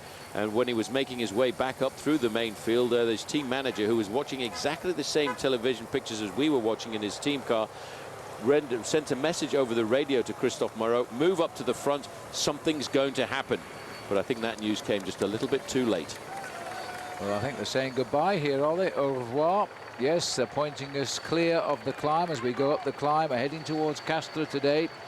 5 minutes now, more or less, is the gap. So I don't think they will make it, in all honesty, to the finish now. We might well see a huge packed sprint. I'm not sure Castres is ready for that. It's not quite as wide as normal. But the peloton now back to 5 minutes. And I think Charlie Bergelius swung off the front. No, he didn't. He's still very much on it. He took a drink and went straight back to work. And it's his job now to try and bring this race back together in the hope that team boss Pipo Pizzato will finish it off in the sprint. Christophe Ruinera is the rider in the yellow colours there in the centre. Well, Gaelish is doing a phenomenal Terrific, job here. isn't Charlie has been a professional since the year 2000. He's sitting on the front end of the main field here. And he's always been regarded as a man who can do a good performance in the mountains in these Grand Tours. He's ridden previously the Giro d'Italia, and this year for the first time he's had a chance to participate in the Tour. This is action at the back. This is a man who is trying to survive the Tour de France. He's thinking about tomorrow's stage. For him, it's pretty much a rest day. He's got to ride the 55 kilometers, and he'll hope that he will survive. But that hand looks pretty banged up. I've seen him trying to hold on to the handlebars. He's the man who went down in the crash inside the final kilometer, Francisco Ventoso. And you look at the face there, that's telling me, Phil, that this man is in pain. No, he's really, I think he must have just twisted his wrist, but it's obviously clearly very, very painful, trying to get the cold spray to work through the bandage here. Well, it's the best time to do it, let's face it. We're going up a hill, and he can do this quite legally, get a free lift at the same time. He deserves it. He didn't deserve the crash yesterday when he could see the finish, and he was obviously right in the hunt. Well, I better not say hunt either, because Robbie Hunter won it and took advantage of the tumble, although I think Hunter was well placed in his own right too. We'll never know the real result because a lot of sprinters fell down there. I saw a very nice headline in one of the newspapers of that victory by the South African yesterday. It said the African Hunter scores. Well, I mean, we're all happy for Robbie Hunter yesterday because he's the first rider from the African continent to win a stage of the Tour de France. And I know it went down pretty well back home in South Africa, and he was pretty happy himself. He was buried with congratulations last night. 5 kilometers to go for Zeruka and Fedrigo as they continue to push on. Well, there'll be a little while before they get to the summit. We won't miss them crossing over the top, but we will take another break. One thing's for sure, Liquigas will be a little bit closer, but I don't think they'll catch them yet.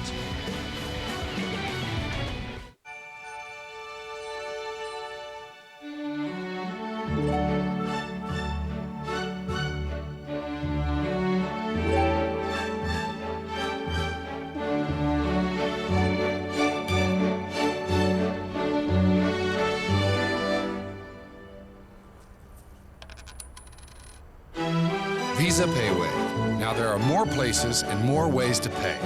Faster. Life takes Visa. When you take it off, you're gonna like what you see. Scotch Blue Painter's Tapes. Yeah, when you take it off, you're gonna like what you see. Goes on easy, comes off clean, leaving professional paint lines. Looking good, you got to agree. Scotch Blue Painter's Tapes for delicate or multi-surfaces. Go on, take it all! The first week of the tour is hectic. There's guys crashing all around you in dangerous corners. It's scary at times, but it's important to just stay focused. While other kids were playing games, Jenny was building sandcastles. No one thought she'd ever live in one, except for Jenny. Go inside the world's most extreme homes. All new series, Mondays at 9 on HGTV. Looking for your next home? Not quite what you had in mind? Visit homes in the newest communities across Colorado without ever leaving your sofa. Just press 888 on your Comcast digital remote. Then go to Real Estate on Searchlight 888. Long-term disability claim.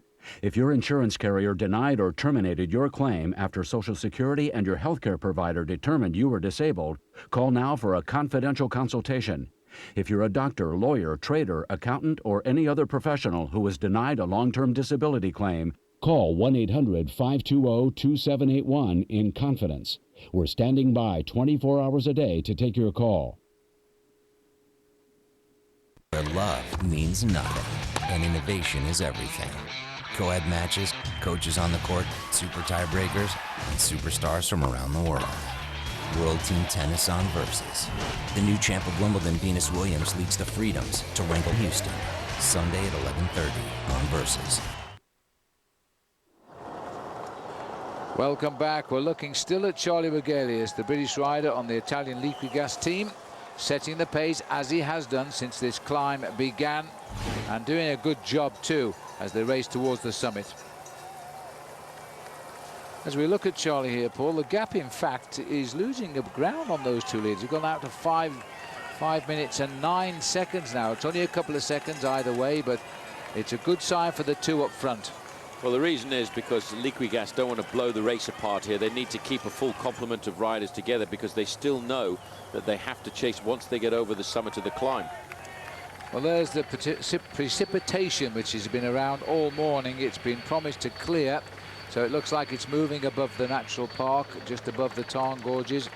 As we get down towards Castres, it is certainly a brighter day in Castres, but it's not a hot sunny day like it has been. And certainly the riders will welcome the weather conditions today. All the Tour de France helicopters looking for the race just now as they course around the hillsides. It's looking a little bit bleak out there, but it is at least a reasonably warm day for the riders, just coming in about 70 degrees of Fahrenheit. And for the riders, I think they'll be quite happy, Phil, after the incessant heat that we've had over the last couple of days. 2 days of almost 100 degrees Fahrenheit, 36 degrees centigrade. And that's really not a lot of fun because it was also very hot at night as well. And that doesn't really allow the riders to get good recuperation when you're trying to sleep in the hot weather. We are looking at the whole peloton now, except the two leaders as they make the climb. They're halfway up this 10-kilometer climb of the last climb of the day of La Jonte. There's Christophe Moreau, Paul, the man that really lost out yesterday. He tumbled from 6th to 14th overall when the wind ripped into the field, and he was in the second half of the field. And again we switch to the back, and again we see poor old Francisco Ventoso really struggling with after his crash yesterday, approaching the finish. It's one of those things that you wouldn't really see in another race anywhere else in the world, because the riders would climb off and go home, but the Tour de France is completely and utterly special. These are the two leaders we're looking at here. This is Ahmet Chiruka on the front for Euskaltel Euskadi, and in the blue jersey, just in second position, is Peric Fedrigo, former French national champion and a stage winner of the Tour last year. And they're setting a very good tempo. There they are, halfway up, 5 kilometers to the summit. The flag of Italy is flying for the peloton here. The other two are still riding probably within the last 3 kilometers of the summit now. And this also coming off the back, looks like Marcus Burkhardt is beginning to slip away. He was the rider that spent a lot of time in between break and bunch, and came back to the bunch just before this climb started. He won't be allowed to ride behind his team car for very long. There'll be a penalty if he does. Well, I'm not sure if you remembered while he was off the front of the main field, I was saying to you, Phil, that you do not waste your energy in a race like the Tour, because every little bit of energy counts and you have to pay. It's like a bank account of energy. If you spend it all on one day, then you end up in the red, and that's exactly what's happening to Marcus Burkhardt just now. Yes, so not such a brave move, I don't think. 5:13, no, and even the pacemaking, which has switched now to Castres, the team of Alejandro Valverde, who's second in this race, remember. They're still losing ground to those two leaders. It's hovering on 5 minutes, 12 seconds now. So the two leaders should be feeling pretty good. They're certainly going to get the major points of the day up this climb. Just look at the wind, the way the wind is battering down this road here. These riders are actually struggling with an incredible headwind at the moment, and all of a sudden we were looking to see where the turquoise jerseys were, and bang, they come right up the right-hand side of the road. Alexander Vinokourov is the man with the white helmet. He's the man who doesn't have any knowledge or any respect at all for the race tactical handbook. If he feels good, he's actually going to have a go. And watch out for my man Tom Bonan there, because he's riding in about 15th place. Not bad for a sprinter. Well, he's got his head screwed on, Paul. He sensed the difference in the wind. We're climbing up to a semi-plateau, and obviously the wind is going to rip across from the Tarn, and he's going to clobber the riders here. And the rider on the right is Paolo Sabadelli. He's the twice winner of the Tour of Italy. He's come right to the front. And you're right, the big boys need now to move up and hold their position, because this could split as the tempo. Christophe Renero is the rider nearest camera in yellow. They're all looking a little bit as though they're concentrating hard now. They are concentrating very hard. They realize how dangerous this is. I saw Alberto Contador and Levi Laipai for Team Discovery Channel right up at the front end of the main field. But the two leaders are still actually increasing their advantage a fraction to 5 minutes and 25 seconds. But there are gaps appearing in the back end of this group. Well, you realise how many riders are in the Tour de France when they go past like that, don't you? But there's good tempo riding here right now. So the peloton has picked up a very strong headwind here. Look at the flag of Norway. Sorry about the slight freeze on the pictures occasionally. These boys are changing direction with every hairpin, but there's already, you can feel a sign here, Paul, that the race is going to crack. These are the two leaders at the front. Chiruka in the orange and Fedrigo of France. They're still clear, and they're actually nosing just a couple of seconds further up. Well, they're still looking very strong. Fedrigo in the blue jersey on the front there for Bouygues Telecom has a very strong rider.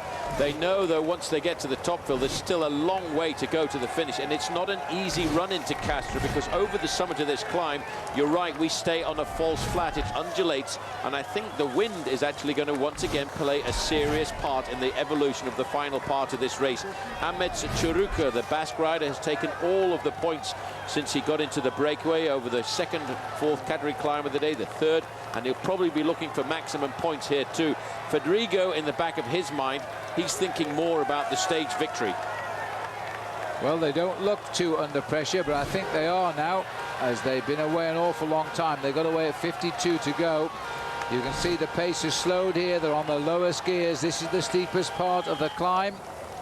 Once they start pulling out the motorbikes like that as well, that's an indication that the race referees have a feeling that the race is going to accelerate behind.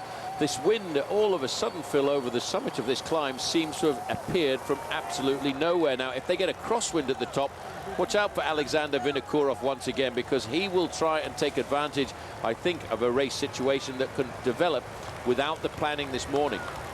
A lot of support on the road with the pavement artist there for Inaki Isasi. He is on the same team as Zaruka, Euskaltel Euskadi, but he's back in the bunch. 1.5 kilometers to climb now. Zaruka wants these points, and he'll just tickle the top 10 overall in the King of the Mountains. It's his first Tour de France. He was officially the lightest rider in the race at the start. Fedrigo, he'd like just to hold on here and win the stage for France, as he did a year ago in Gap. In a very similar situation to this, he was away at the front end of the race with Salvatore Comesso. Different teams now paying attention, Phil. The black and red is the team of Alejandro Valverde, Case d'Epargne. Sven, this is It looks like Sven Kraus is coming off the back end of the group, and a lot of these riders now are suffering because of the acceleration. And still just a little bit further up the road in front of him was Marcus Berghardt. Team Discovery Channel over on the left-hand side being attentive. That's Sergio Paulinho. He's looking after Levi Leipheimer. You can hardly see Leipheimer, but he's sitting just behind him. A little bit further back is Cadel Evans, very attentive. And on the right-hand side is Christian van der Velde. They've been making, they've been expecting somebody, and probably Vinny Kurov, to launch an attack here. And so they've all moved up into position. Now the big boys will have assessed each other's whereabouts, and they may think, well, there's no point, they're all watching each other. But we'll see. We're running up for these boys about 3 kilometers from the summit. This is the tail of the bunch. Everybody at the back here just hanging on till they see the summit. Philippe Gilbert was in a move earlier today, and in fact was first over the first climb of the day. Is now last man in the peloton. 1 kilometer to go, inside of 1 kilometer to go for the two leaders, and it looks as if Federico now is finding a little bit more power than the slightly built rider with him, Chiruka, but the gap is still holding at the 5-minute mark. But in the main field, I could just sense, Phil, that everyone was starting to feel a little bit nervous. That's why we could see a lot of movement of the big names to the front. Nasty last kilometer here now, almost a block headwind for the two leaders, but they've had a great climb. They started the climb at around 5:03, so they pulled out about 16-17 seconds despite the chase, and so they should be feeling pretty pleased with themselves, if they even know those details, as we get into the last 3/4 of the kilometer. I don't think Federico will try to challenge Chiruka, do you? No, I don't think so. He's quite happy with getting his points for the green jersey classification and the 800 euros each time that went with it. For him, the most important thing now is to consolidate their advantage and try and conserve as much of that 5 minutes as he can. He knows, though, the old professional rule that you can lose a minute for every 10 kilometers on the run in towards the finish line, and that's approximately the amount of advantage they've got now. The two leaders are just on half a kilometer from the top of the big climb of the day, the Monte de la Jonte. And once over this, they've got 48 kilometers, 30 miles to go through to the finish. And surprisingly, they've narrowly increased their advantage on the climb for just over 5 minutes to about 5 minutes and 18 seconds. And so once over the top, they've left themselves a chance. They've left themselves a chance, but what we'll see with that large group behind, they'll start to get themselves organized, and we may well see, if a couple of the sprinters have survived, we could see the sprinters coming forward to whip up the pace as well, because Tom Boonen was still in contact with 5 kilometers to go, although the last 5 kilometers of this climb are really tricky. Well, just look at the work being done here, the bowed shoulders of Chiruka, because they're riding into this block headwind, which has only hit us in the last 6 or 7 kilometers, coming right off the top of the ridge of this mountain. There is no real descent. There's the flag of South Africa. They should have been flying it yesterday when Robbie Hunter won the stage. They probably were. And the Rabobank bus on the left there, and over the summit, and quite rightly, Federico didn't challenge Chiruka. He'll move up to 11th, probably overall in the mountains competition tonight. Now, I'd like to say it's all downhill, but it isn't. They've just got to race the plateau to the finish. At the front end of the main field, you can see all the big contenders have moved their teammates to the front end of this race because they're all pretty worried. The riders there looking after Levi Leipheimer. On the front was Paulinho. Not too far away from him was Jaroslav Popovic. And just trying to stay in contact, Philippe Gilbert, and just in front of him, another man involved in the accident yesterday, 47, that's Freddy Rodriguez. Well, Fred might be hurting. His elbows are bandaged, I can see, from that crash yesterday when he was in a perfect position to win. He was very upset by that, blamed the organisation for not giving them a safe run into the finish, indeed. Well, Gilbert with him, he's tired from an early breakaway today when he won the first climb and is now hanging on. Good to see that Paulinho is looking after Levi Leipheimer and Jaroslav Popovic on the left of our picture. There's a little indication of how the wind has turned a little bit ugly on these riders, but at least it's blown the clouds away. It looks like we won't see rain today. I think that's something that the riders will be very happy about as well. As we can see, one of the riders here from Liquigas, who was doing a lot of work before, Alexander Kuczynski, has slipped from the front end of the main field to the back. but Alejandro Valverde's team are keeping him well up at the front end. And I'll tell you one thing, Tom Bonin is climbing superbly here. This man has got a lot of form, you know. I rate this as his greatest performance in the Tour so far. He realizes he's got to get over these mountains because he's actually very worried about Eric Zabel as a challenger for the green jersey competition. Well, on Tom's left shoulder is Alberto Contador in that white jersey, and he's dropped behind Bonin now, and Contador was a revelation in the Alps. But I think what has happened, Paul, the headwind, which is easier for the riders who can't climb, has spoilt the attacks here.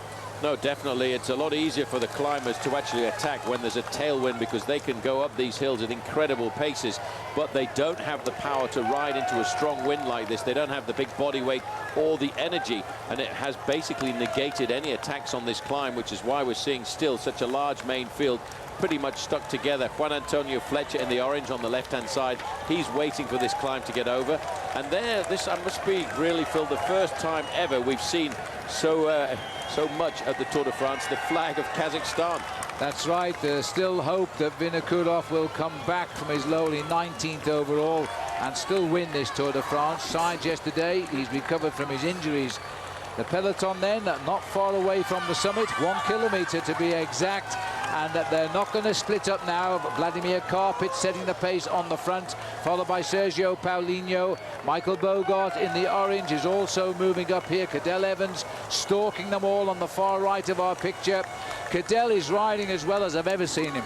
He is, and let's not forget he's looking for only 6 seconds away from second place overall in the Tour de France. Yes, 2.5 minutes on Michael Rasmussen, but I have a feeling all of that is going to change quite dramatically in the individual time trial tomorrow.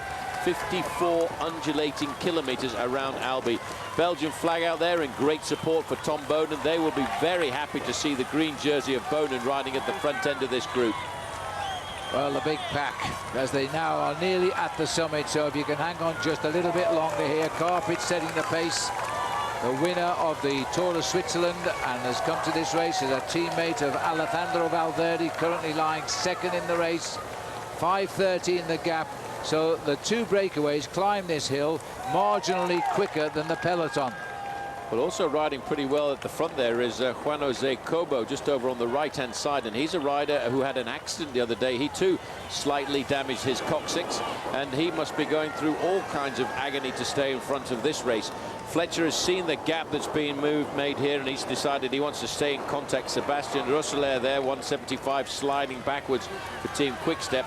And these are the kind of risks you have to take to stay in contact with a group. You've got to dig deep if you're a non-climber. Yes, grit your teeth, Sebastian. Grab that wheel because the hill is done. Once you're on, you can get into the slipstream and take a few deep breaths. Big effort required. Here comes, this is Sola going for it now, the king of the mountains on the right of the road, as he now tries to be a cheeky move, this, because he's second in the competition behind Rasmussen, and Rasmussen, but his teammates are going to try and stop him, because that's the object of the game here now. They don't want him to get the points. Well, it looks as if that might be Jaroslav Popovic, and Popovic is third overall in the points classification for the King of the Mountains there. But sorry about that, we've got trees in the way. We're not going to see who goes over the top. It's Popovic who gets it. Popovic goes over, Kobo I think second, and Sola may have got third. So this competition also far from done yet, with the Pyrenees now around the corner.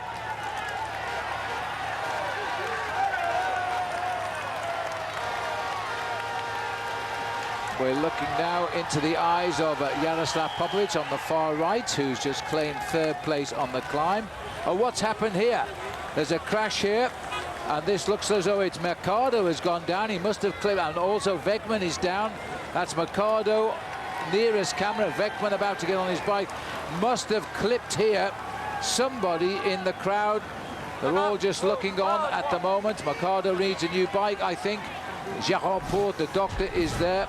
Wegman has gone. Oh, this is awfully sad when you see it. They look okay. It just looks like the bikes may be the problem. Popovic at the front here has gone over in third place.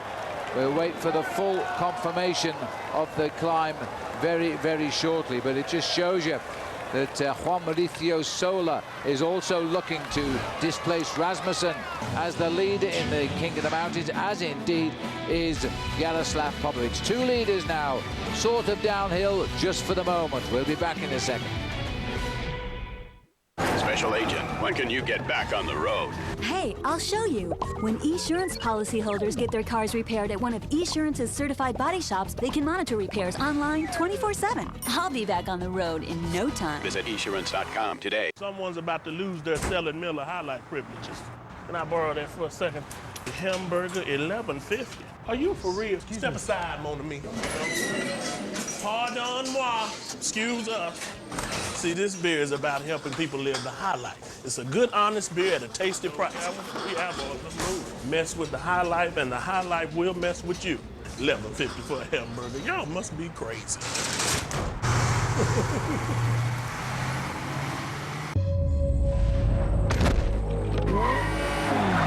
New Q horsepower is here, and no leading synthetic oil delivers more power than Q horsepower. Unleash all your horses. Floor by floor, one building at a time, cities emerge. As we look around and marvel at their presence, we realize that we're part of something big. This is the world of construction management. Working closely with contractors, engineers, and architects, construction managers monitor and coordinate various phases of the construction project. Introducing the new construction management program at ITT Technical Institute School of Drafting and Design. Offering educational opportunities that help students prepare to pursue challenging and rewarding careers in the construction industry.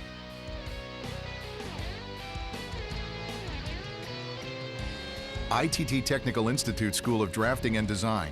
Education for the future. To find out more, call 1-800-488-3116 or visit us on the web. This summer, Versus is bringing the stars, the stripes, the painkillers. It's gonna be a red, white, black, and blue summer. It's just something that you're either willing to accept or you're not. The toughest athletes are gonna dish it out and take it on the chin. The competition is on, and the cost of victory is paid. The Versus, red, white, black, and blue summer. The suffering continues. Pain's a good thing sometimes. All summer long. Welcome back as we join the leaders of the Tour de France today with 41 kilometres, about 25 miles still to go to the finish, but they've come inside 5 minutes now. 4 minutes 50 is the latest gap that we have on these two, and it's Lamprey who have now taken up the chase for their sprinters. Well, I'm never too sure who Lamprey are actually doing the work for, Paul. They've got so many candidates. Yeah, well, I think on this occasion it could well be Daniele Bernati, but we did see yesterday that Alessandro Ballan was right at the front in the sprint down towards the end, although I think Bernati was involved in that little bit of a contretemps in the final kilometre, but they have got some very rapid finishes, and they are looking for a stage victory themselves. So as we're looking down here now, don't forget the result of the climb after the other two that went over. Popovic got 16 points there for third, and in sixth place was Sola, and he got a nice 10 points. So overall, Rasmussen still leads, but now Sola is only 11 points behind, and Popovic is only 3 points behind him. So it's getting a bit hot now between the top three riders. Yeah, it's getting very tight, but let's not forget we've got a big mountain-top finish the day after tomorrow, and a massive big climb before we get there. The climb on the way down into the Plateau de Bay, and that could change completely and utterly, although I have to admit I'm very impressed by the performances so far of Juan Mauricio Soler. He's a first-time candidate here at the Tour, and he's a real incredible find, I think, for Team Barlow World. He's actually himself nurturing victories of winning this race. And to do that, Phil, we'll have to see how he also can perform in the individual time trial tomorrow. Well, it's going to be a great weekend coming up in the Tour de France. The time trial tomorrow and the battle in the mountains in the Pyrenees, because the climbers are really beginning to cross swords now. And one of the youngest riders and the first timers in the race, Chiruka, he's come up into the top 11, as most of the big guys were ahead of him, scored more points there today. As we race on down now, they're not going to wait for these boys, they're going to hope. The Tarn, Vive le Tour, that's the area where we are now. The beautiful gorges are here, but we don't think we're going to see them now. They're stunningly beautiful. And it's now all Lamprey here. Michael Bogart just tucked away in there with the boys, trying to keep an eye on the yellow jersey, and also Vinokurov paying much more attention at the front now. Well, Vinokourov had a very difficult passage through the Alps, but since then he seems to have recovered in the last 48 hours. And he's going to come out and line up with all the other favourites tomorrow for the individual time trial, which is going to be an important rendezvous for him. He will not lay down arms. Here's Fabian Wegman, the rider who crashed at the top of the climb. He's making his way back through the convoy of cars. And very shortly he will be back in the main field. But the main field now are riding at a very rapid pace. I have a feeling they will catch those two leaders before the finish, because there's a lot of teams now are looking to the stage victory on the eve of the individual time trial. Well, Wegman should get back here, and he's going to use the cars just as he leapfrogs his way through. We've still got Mercado behind him, the one that had to wait for the bike change. And these boys now concentrating on shaping up the result down at the finish at Castres. The boys in black are nursing Alejandro Valverde, keeping him safe at the front. These roads are very undulating now. There's no real steep descent, not like the high Alps or the Pyrenees. Lots of undulating, tricky roads here in the Tarn. Switchbacks as we race down towards Castres. And the gap is still holding, just nibbling away at it now, the big peloton. Well, these are real undulating, hard roads, but you can see the main field has decided they're going to try and pull back the two leaders. Real country roads as well, hardly any towns between here and the finish to really talk about, just small little hamlets all the way on the run in towards Castres. And for the riders here in the main field, we could be treated this afternoon, Phil, to a bunch sprint, and that was something that I don't think any of us expected. No, we didn't. Probably a little bit nullified by the big headwind that was blowing straight into the face of the riders on that second category climb, nullifying the chance of the climbers to take advantage of their speed. But nice to see that the sprinters will get another chance, sort of a bonus chance really, because none of them I think were expecting. And here's one of the sprinters who crashed yesterday, Julian Dean at the back. He looks as though he's in trouble from that crash as well today. And just calling for service now is the quick step rider here, and this is Cedric Vasseur, who won the other day, so he's had a good tour. It's his last tour as well. And as the peloton, you get some idea of the speed of the peloton here, but they're still chasing that break. Let's have a look now at some more of our Bridgestone technology of the tour. Today with Frankie Andreu, we'll take a look at saddles. If you're a rider here at the Tour de France and you're going to finish, you can expect to put about 90 hours on your bike. That's if you're the winner. If you're the Lanterne Rouge or the last place rider, it's going to take a little bit longer. So you got to have some comfort. Introduced here at the Tour is Physique's K1 saddle. They took two opposing materials and fused them together: the lightness and strength of carbon fiber and Technogel. On the bottom of the saddle are oversized Mobius braided carbon seat stays. These seat stays have no beginning and no end. It's a unique circular construction, and the oversized tubes under heavy load are 50% stronger than normal rails. Now, Physique also has bar gel, which goes underneath the handlebars to give cushion. Also, time trial pads, which go underneath the rider's elbows. It's very different than foam. It won't flatten out and break down. Now, this stuff is almost a mix between a liquid and a solid. It's very pliable, it won't harden, it stays soft, you can cut it, it won't leak, it's reusable, it's even washable. Performance is about stiffness in the frame and in the wheels, but also the comfort is in the bar gel and the handlebars and the new K1 saddle. Thanks, Frankie. I know many of you watching. That's our technology of the Tour by Bridgestone. Many of you will think, boy, those saddles look uncomfortable, but you'd be amazed how comfortable they are to sit on for long periods of time. Well, as you can see by the speed of the peloton now, this is down purely to the riding by Lamprey at the front. They've got the breakaway down to 4 minutes 14 seconds. They're absolutely flying. I can confirm, by the way, that Wegman and Mercado did tangle. It wasn't any involvement with the spectators. They collided with each other, and now they're chasing back up to the peloton. These are the two leaders, 3 minutes 58 it's saying here now, so they're coming back quite quickly, and it's a lot of work being done by the Basque rider Juruca at the front. Rodrigo is the former French champion. That's why he's got those red, white and blue on his cuffs, which is the colors of France. You can only wear those colors if you have been a national champion of your country, and then you can wear them forevermore. So this is down through the trees of the Tarn now. The undulations are all around us. There's still a little way to go to the finish. We'll take another break. They won't be caught when we get back, but how far off will the peloton be? They're coming.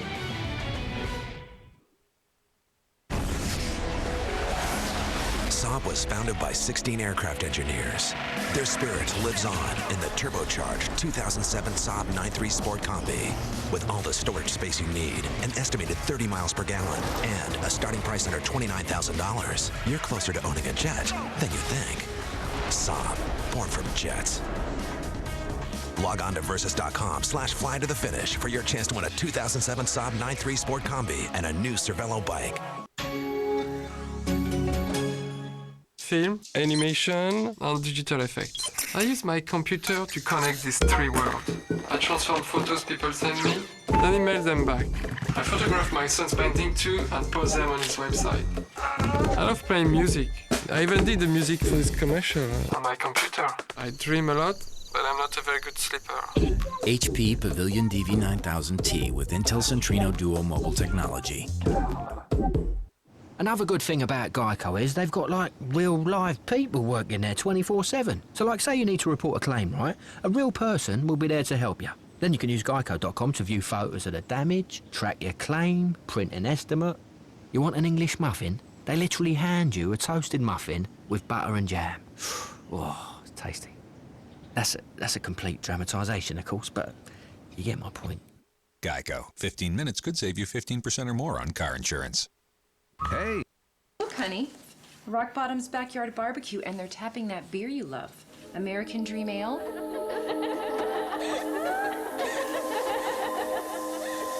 Hey! You're doing it again. It's Rock Bottom's Backyard Barbecue, featuring American Dream Ale. Build your own ultimate backyard burger. The crisp, delicious Waldorf Wedge. Our juicy 20-ounce T-bone, plus choose your favorite picnic side. Grilled food and chilled beers. Now that's a barbecue.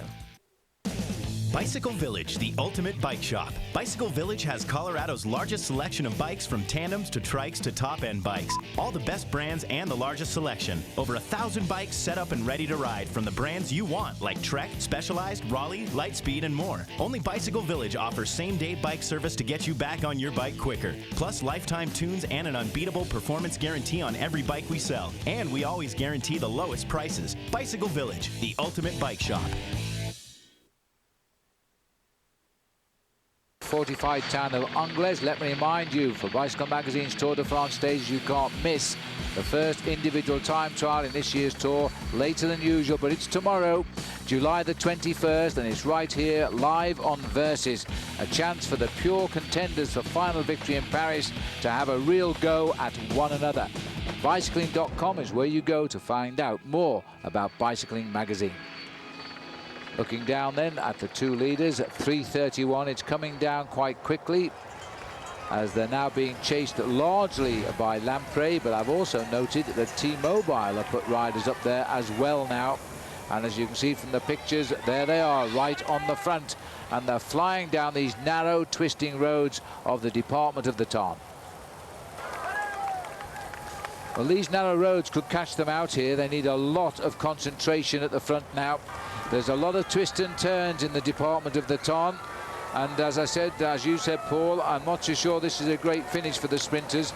Going to be calling for a lot of riders with a lot of skill as they run in towards the finish. The Avenue Charles de Gaulle is fairly straight, but the run in to it isn't. Well, it's about 2 kilometres to go. There's a nasty little traffic circle, but finally I would say, Phil, the final kilometre is not so bad. Yes, it is reasonably narrow, and there's a little bit of a kink just at around about 400 metres to go. That might catch them out, as it did yesterday.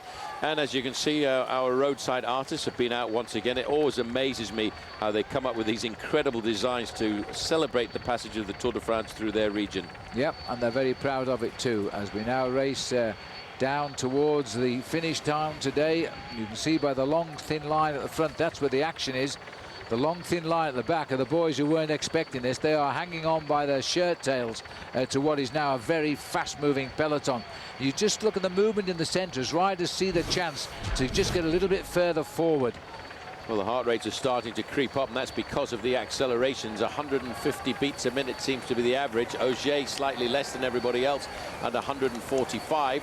Cedric Vasseur, who we saw going back to the team car, he was 151. That's an indication that, yes, we are no longer riding along as a promenade or a club cyclist tour. This is starting to get to be some serious bike racing.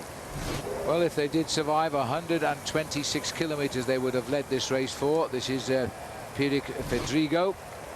Then comes Amit Zeruka. Into the trees now. A lovely wooded area here. There come the charge of the Light Brigade here, now led by Lampre, followed by Française Desjeux. They put riders up here now because, and the yellow jersey himself is keeping out of trouble here by getting up to the front. That's a very cool decision. Well, for the yellow jersey, these are stages where he just ticks them off. Michael Rasmussen is an unbelievable climber. We saw him make an incredible raid through the Alpine passes. On these stages, he has to survive and make sure he's not involved in those silly little accidents, which, as we've seen, even on today's stage, Phil, can happen almost around any corner. That's why when you're the leader of a bike race like this, you've got to sit up at the front and make sure you don't go down, because even the craziest simple little crash can have incredibly bad repercussions. Française Desjeux, the French team now that carries a likely winner today. He's been tickling the front of the finishing sprints every time he's had a shot. Sébastien Chavanel hasn't quite got over the line yet in first place, but he might. This is the peloton now as Française Desjeux and Lampre run through. There's the yellow jersey, just rubbing his nose there of Rasmussen. We never thought that this would be the whole field going down towards Castres. We thought the second category climb would have hurt them, but the headwind spoilt all that. Just seeing here the riders of Lampre pressing on, and Rabobank getting around their man in yellow, just protecting him now. They don't want no silly crashes. They want to see the shape of the road ahead. So you can see it's not that wide today. Wide enough if it stays like this, but it's not terribly wide. As we now head down towards Castres. Still a little way to go yet, and those two boys up front haven't been caught yet. We'll take a break.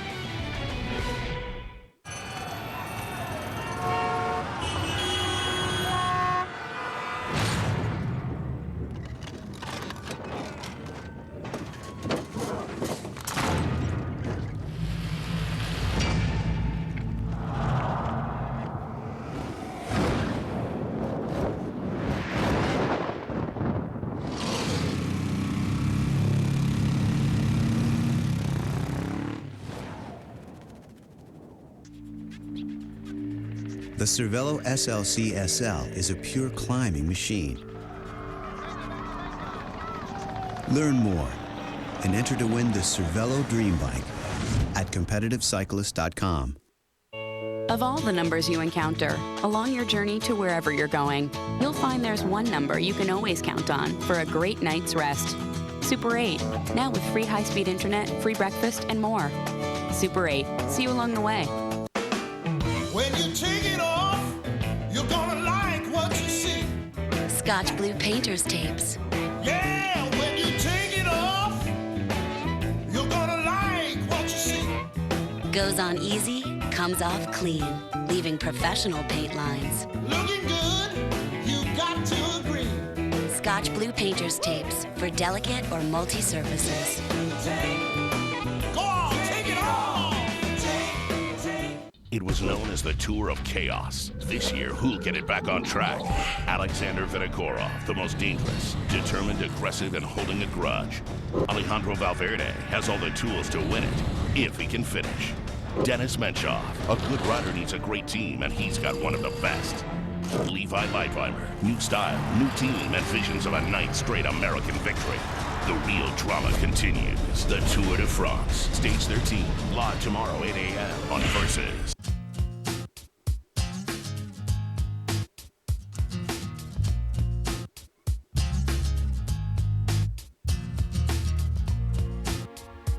Your life doesn't have one dimension. Neither should your beer. The rewarding taste of Michelob Ultra. Perfectly balanced and made for today. Live life to the ultra. We know what men like. Mitchum Smart Solid. Powerful protection, unbeatable against white residue. Wow, let's see that again. For powerful all-day protection that doesn't come off on your shirt, be a smart Mitchum man. At Ruby Tuesday, great meals are a matter of course. First course, picked fresh. Second course, grilled to perfection. Third course, sweet moments with friends. Starting at $9.99. Petite sirloin, chicken fresco, Ruby Tuesday.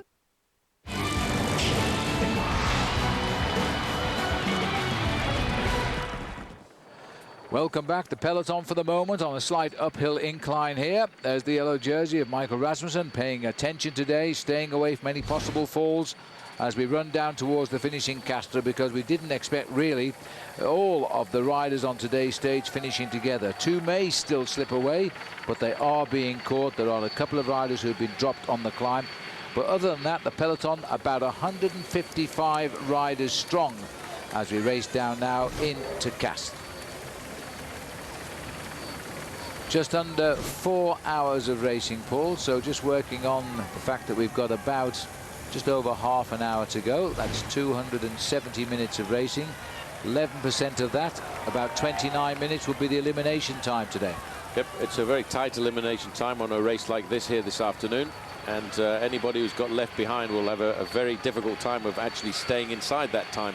The elimination time, by the way, if the average speed goes higher, for every kilometre an hour over 40 kilometres an hour, it goes up by 1%. It's a very complicated little thing. I spent a lot of time studying it, as you will probably know, when I was racing, because to me on a number of occasions it was actually rather important.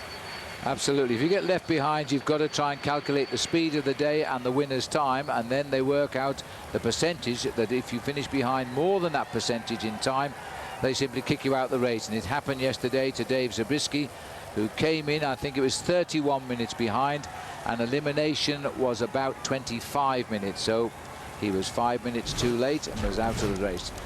Well, we're looking here at the work now being shared by Lamprey at the moment. It's Française de share these riders with two top sprinters, and this is also helping the other teams who've also got sprinters, but they haven't sent anybody into the fore for the chase. Well, watch out for Vinokourov.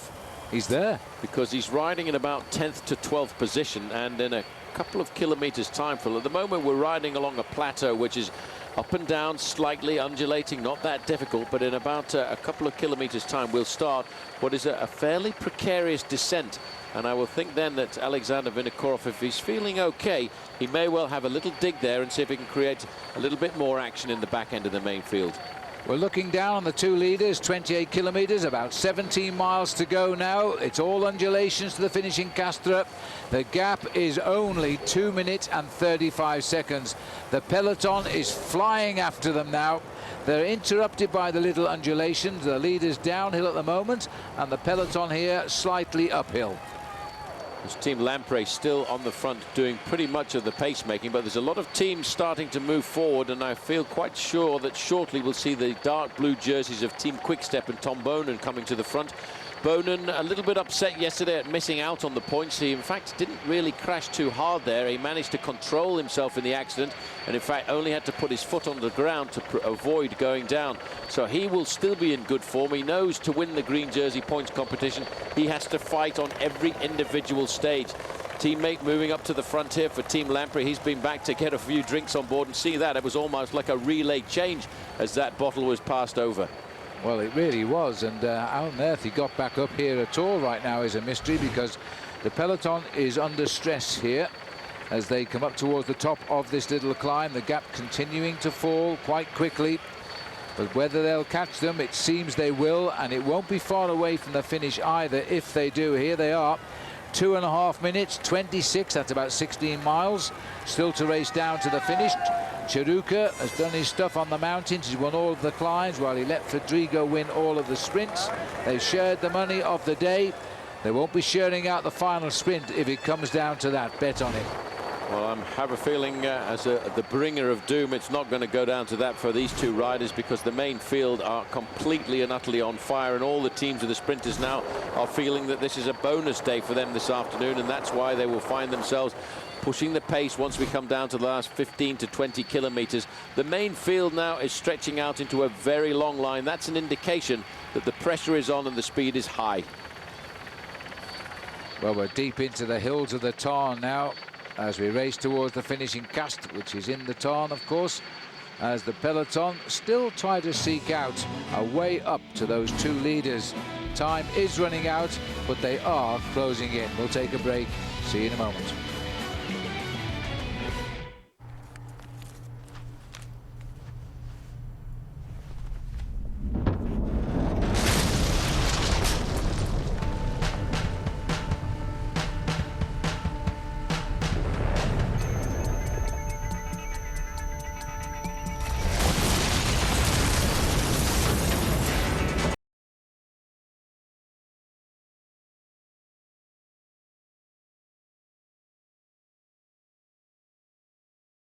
painting season, you've got a lot of stuff to paint, but not a lot of time. The Wagner Power Painter with innovative lock-and-go cartridges lets you go from staining to painting in a snap. Wagner, paint fast, paint smart. People are smart. They know some things go together, like our Real Life plan. It's a low 6 1/8% fixed rate mortgage, a home equity loan, plus a credit card that helps pay down your loan. To learn more, call 1-800-DITEC-1. DITEC. People are smart. Welcome to a game where love means nothing and innovation is everything. Co-ed matches, coaches on the court, super tiebreakers, and superstars from around the world. World Team Tennis on Versus. The new champ of Wimbledon, Venus Williams, leads the Freedoms to Wrinkle Houston. Sunday at 11:30 on Versus.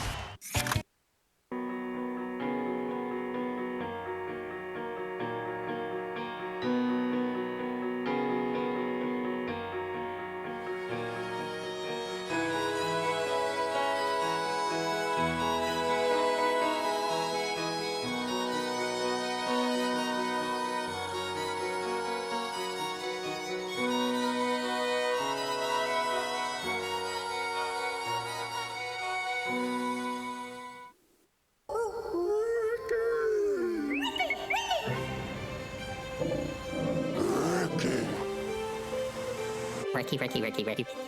The new Subaru Outback with road gripping all-wheel drive, low emissions, and a price starting at just $21,995. So anyone hearing the call of the wild can answer.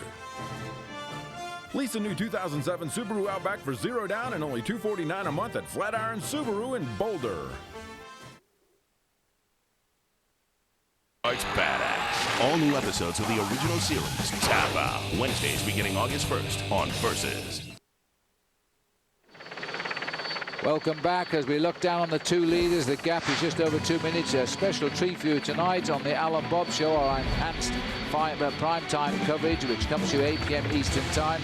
We have a great feature on one of the big riders of the Tour de France, a 5-times winner, the first member of the club, Jacques Anquetil, and also in the studio, Bernard Hinault, the other Frenchman to win the Tour de France 5 times.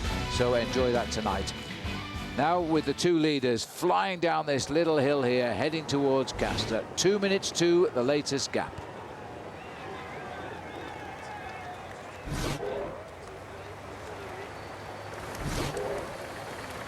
Well, Fedrigo here now leading the charge. We've had that flat tyre to Nicolas Jalabert, which is a shame, racing into his home region. He's going to have his work cut out.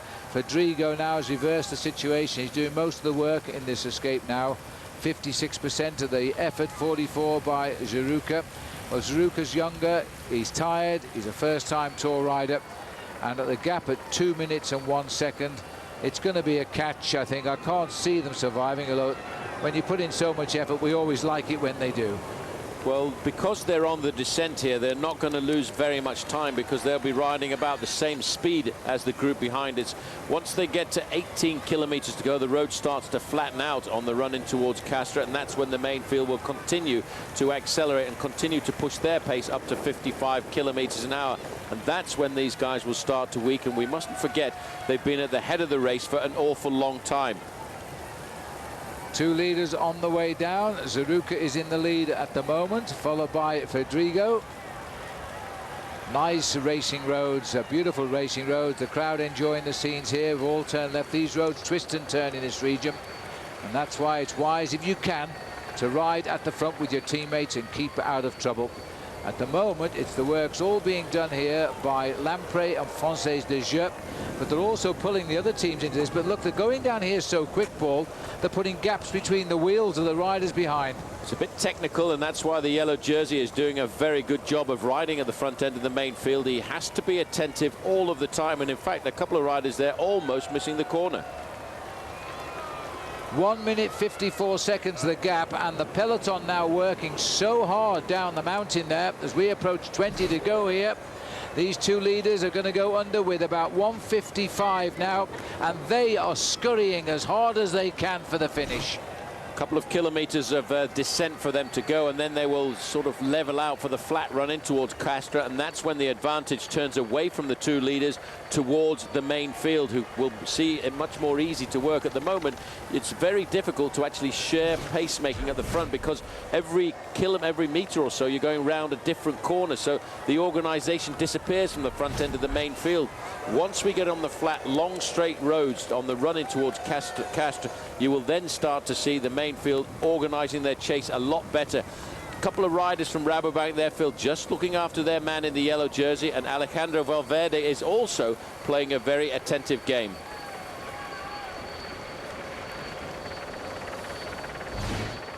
Well, as they continue now, they are flying off this mountain here. Long, long line. Well, final reminder today to enjoy and play our Saab Watch and Win sweepstakes. To play the game, go on to versus.com and /fly to the finish. Enjoy the game. You'll need the keyword today, which is power. So the riders are in full cry now. Everybody wants to win a stage of the Tour de France.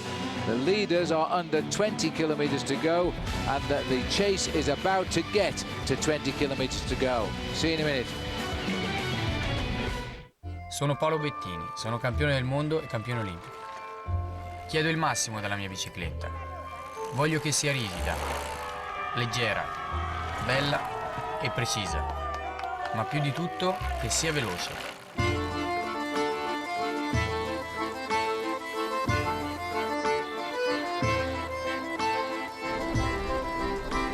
Questa è la mia bicicletta. I am Specialized.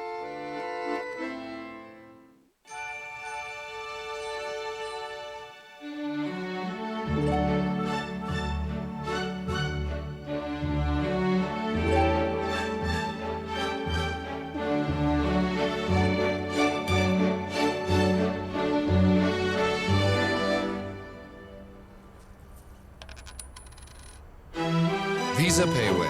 Now there are more places and more ways to pay. Faster. Life takes Visa. Saab was founded by 16 aircraft engineers. Their spirit lives on in the turbocharged 2007 Saab 9.3 Sport Combi. With all the storage space you need, an estimated 30 miles per gallon, and a starting price under $29,000, you're closer to owning a jet than you think. Saab, born from jets. Log on to versus.com/fly to the finish for your chance to win a 2007 Saab 9.3 Sport Combi and a new Cervelo bike. 189 of the world's greatest cyclists are coming to France for one reason. He's still got fight in him. To sprint. He's taken no chances here. Climb. He blew the race apart. Sweat. Nice show of determination. Bleed. Oh my God! Fight. What a finish! To be the one pure champion. Where does he find the strength from? The real drama continues. The Tour de France. Stage 13, live tomorrow, 8 a.m. on Versus. When you take it off, you're gonna like what you see. Scotch Blue Painter's Tape. Goes on easy, comes off clean, leaving professional paint lines. Scotch Blue Painter's Tape. Introducing Accelerate with Protein. Proven to increase endurance up to 29% over your old sports drink. So while others fade, you can stay strong. Don't fade. Accelerate. I would definitely say that I'm looking for a deep relationship with somebody that can have a great time with me. I love a guy that can make me laugh. I'm a big giggler. Well, my sister went on eHarmony and she met a wonderful man named Eddie. My sister obviously had good luck on eHarmony, so she suggested I give it a try. So I am, and I'm actually looking for my Ed. Find everything you're looking for at eharmony.com. Log on today.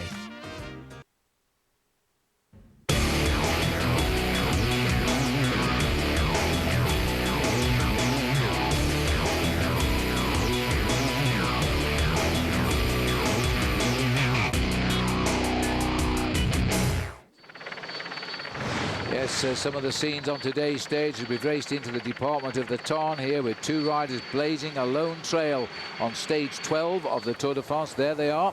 Omid Teruka in the orange and Pierrick Fedrigo in the blue from France. And as they race through the trees now, we've just seen pictures of Rodriguez being dropped by the peloton after his crash yesterday. Looking down from the helicopter, there's still a few cars behind. That's a good sign. 123 the gap, 124. It hovers all the time. Well, they reckon, Paul, now the computer says they'll be caught about 7 kilometres from the finish. I wouldn't disagree with the computer on this occasion. I would say between 5 and 10 kilometres is where the catch is going to be made. There are a lot of riders under pressure at the back end of this main field, just scrambling to stay in contact. We saw Freddie Rodriguez just slip off the back a couple of moments ago. Yep.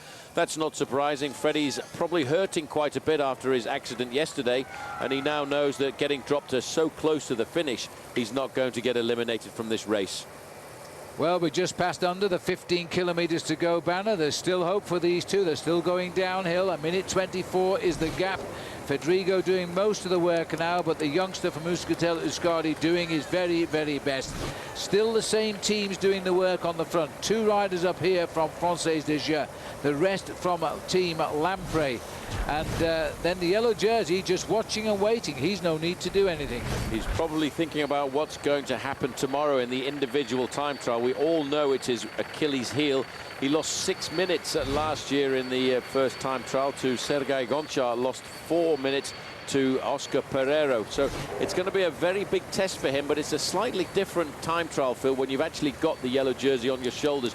Yes, he's going to lose some time. I'm absolutely convinced of that, but I think he'll probably ride the best time trial of his life. These two men are riding their own personal team time trial at the moment. And which one would win, I wonder? We might never know, or we might know. 1:16 the gap, 14 kilometres. Another kilometre ticked off now. Still the Lampre boys trying to peg him back for their sprinter, Daniel Bernati, who hasn't won a stage yet. We thought he would have done. They're under at a gap of 1 minute and 17 seconds. There you can see it's a very strange race here. You've got the two teams on the front doing all the pacemaking. Then you've got the team of the overall leader, Michael Rasmussen, and the man second overall just behind them, Alejandro Valverde. Then the team of Alexander Vinokourov. They're lining themselves up at the front end of the main field, and it's still a fairly tortuous route for the two leaders as we still try to stay off the front end of the main field. It's becoming very, very complicated. The two leaders are still working well together, sharing the pacemaking, but it's a question to them of when will they get caught. But they can't give up. They have to keep fighting, especially when you know they've led this race since the 52nd kilometre. Well, I must say that Fedrigo here stayed a pretty cool character with his face as he continues here in his breakaway. And so too has Teruka. Hasn't quite got the speed of the Frenchman on the downhills and the flats, but he flies up the mountains. He is a climber from the Basque region of Spain. And at 1 minute 10 seconds, just over 12 kilometres, these boys have now turned full on. There's the famous artists over there. Pictures of the men gone by. Jean-Francois Bernard is the rider on the far right. Raymond Poulidor is there. Who else can we recognise there? Jean-Claude Bagot. And Richard Virenque in the King of the Mountains jersey. These are the two leaders here now as they still continue clipping off the apex of the corner. And just look at the speed of these, and the yellow jersey most impressive on the eve of the time trial, riding 6th man in the line, keeping out of any silly falls and looking such a different bike rider than when he wasn't leading the Tour. And look at the fact that he's got a teammate behind him. The teammate is there on hand almost immediately in case he has a mechanical incident, because he's at the front end of the main field. If he has an accident now or a problem, he's got to wait at least 30 seconds before his team car comes up alongside him. So his teammate is riding in his slipstream there to hand him a wheel if necessary, if he ever has a mechanical problem. But for the moment, it is quite interesting to look at the way this race is developing, because it's still not the teams of the sprinters in complete and utter control. No. We're at 62 seconds, 11.5 kilometres to go, and they're panicked now as these riders start to go forward. Well, even they, knowing their experience, will not be holding out great hope, but they know they've got to keep on trying and don't ease up, because there's always the chance the peloton behind will start to become confused and argue amongst themselves. So 59 seconds, they're inside now and approaching that 10-kilometre banner for these riders. Well, it looks like the computer may be right. Around 5 kilometers to go. They will get caught, even if we all would like them to stay away. We'll go away, but we'll be back, and then to the finish.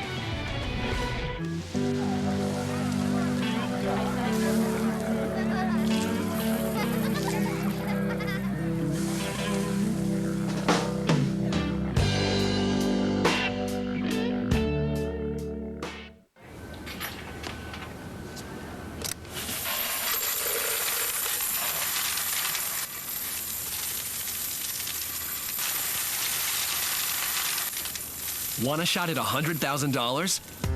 Play new Subway Scrabble to instantly win food, or collect letters and play online for a chance to win thousands of prizes, including 10 $100,000 jackpots. Play often, win often. Subway, eat fresh.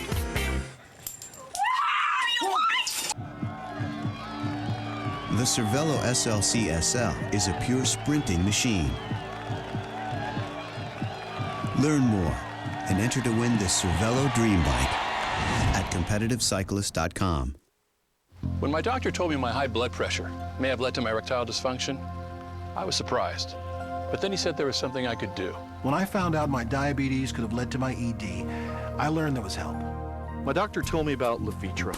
Levitra is clinically proven to work for men with ED, even those with high blood pressure or diabetes. Levitra is only for men healthy enough for sexual activity. If you have heart problems or are on alpha blocker therapy, talk to your doctor before taking Levitra. Do not take Levitra if you take nitrates for chest pains, as this may cause an unsafe drop in blood pressure. Side effects may include headache, flushing and stuffy or runny nose. To avoid long-term injury, seek immediate medical help if you experience an erection lasting longer than 4 hours. If you have any sudden decrease in vision, stop taking Levitra and call your doctor right away. Doctors know Levitra helps treat ED, even in men with high blood pressure. And in men with diabetes. Over 1 million men just like me have already taken Levitra. You should talk to your doctor about Levitra. The more you know about ED, the more you'll want to know about Levitra. Can I help you? I'm interested in getting one. Sorry. Hi, honey. How much are they there? These are really quiet, I think, so... Sorry, excuse me. How much are they there? Shut up. Billy! Yes, how much is it there? At Lowe's, you'll always get the best price around with our everyday low price guarantee. I'll take them. Find a better price on anything we sell, and we'll match it plus take an additional 10% off. How much is it there? Trust me, just buy it. Thanks. Lowe's, let's build something together. Use your Lowe's consumer card and pay nothing for 6 months on appliance purchases of $299 or more. Welcome back, and you come up and you look at the face here of Fedrigo. He is 57 seconds ahead of the pack, and he's still with the other rider here, Chiruka. It's a desperate race for the line now. Inside 9 kilometers to go.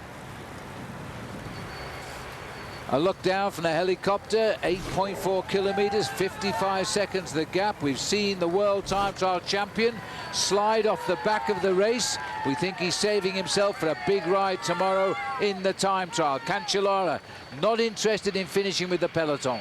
Well, his favourite discipline is the individual time trial. He is champion of the world. We saw him win the prologue time trial of the Tour of Switzerland, the final day time trial of the Tour of Switzerland, and of course the prologue of the Tour in London. So he will be looking to put in a performance tomorrow, and wouldn't that be incredible if he was to win the individual time trial, because that would be his third stage victory. This is what is happening at the back end of the main field, though. Arrière de la course, a lot of riders now, Phil, are getting popped off. Yes, well, they've realised their jobs for various reasons have been done. Albacini dropped off the back as well. This is Laurent Lefebvre. I'm not sure he wanted to voluntarily drop off the back, because he's usually a man who is right up there. Nick Noyen's placed yesterday also slipping away, just looking at the camera. Well, everybody's under serious pressure now. That's Vaugondi going backwards, former French national champion. This is always a very bad sight. When you look up these long straight roads, you can see the two-man breakaway. This will give us a relationship between the men in front and the men behind. It's 48 seconds, but the main field now can feel that they're going to make the catch. They still have not got any assistance from any of the other teams. It's still Lamprey up the front and still FDJ doing all of the pacemaking, waiting for some help from behind. Well, the helicopter, which we see from through the eye of the camera, flying up to the right there. This time, France Desjardins drive on here, hoping that their man, Sébastien Chavanel, will win the sprint today. But the sprinters will now begin to move into the gap behind. The Devil jumps up and down on the left of the road.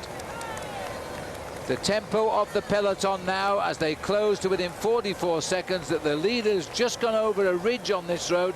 They still might not be in the sight of the peloton, but Quick Step, the boys in blue, are now making an appearance. They're making an appearance just at the right time. Julian Dean is riding up to the front end of the main field. There you can see Bram tanking. It's always very dangerous when you go around a corner like this with a traffic island in the middle of the road.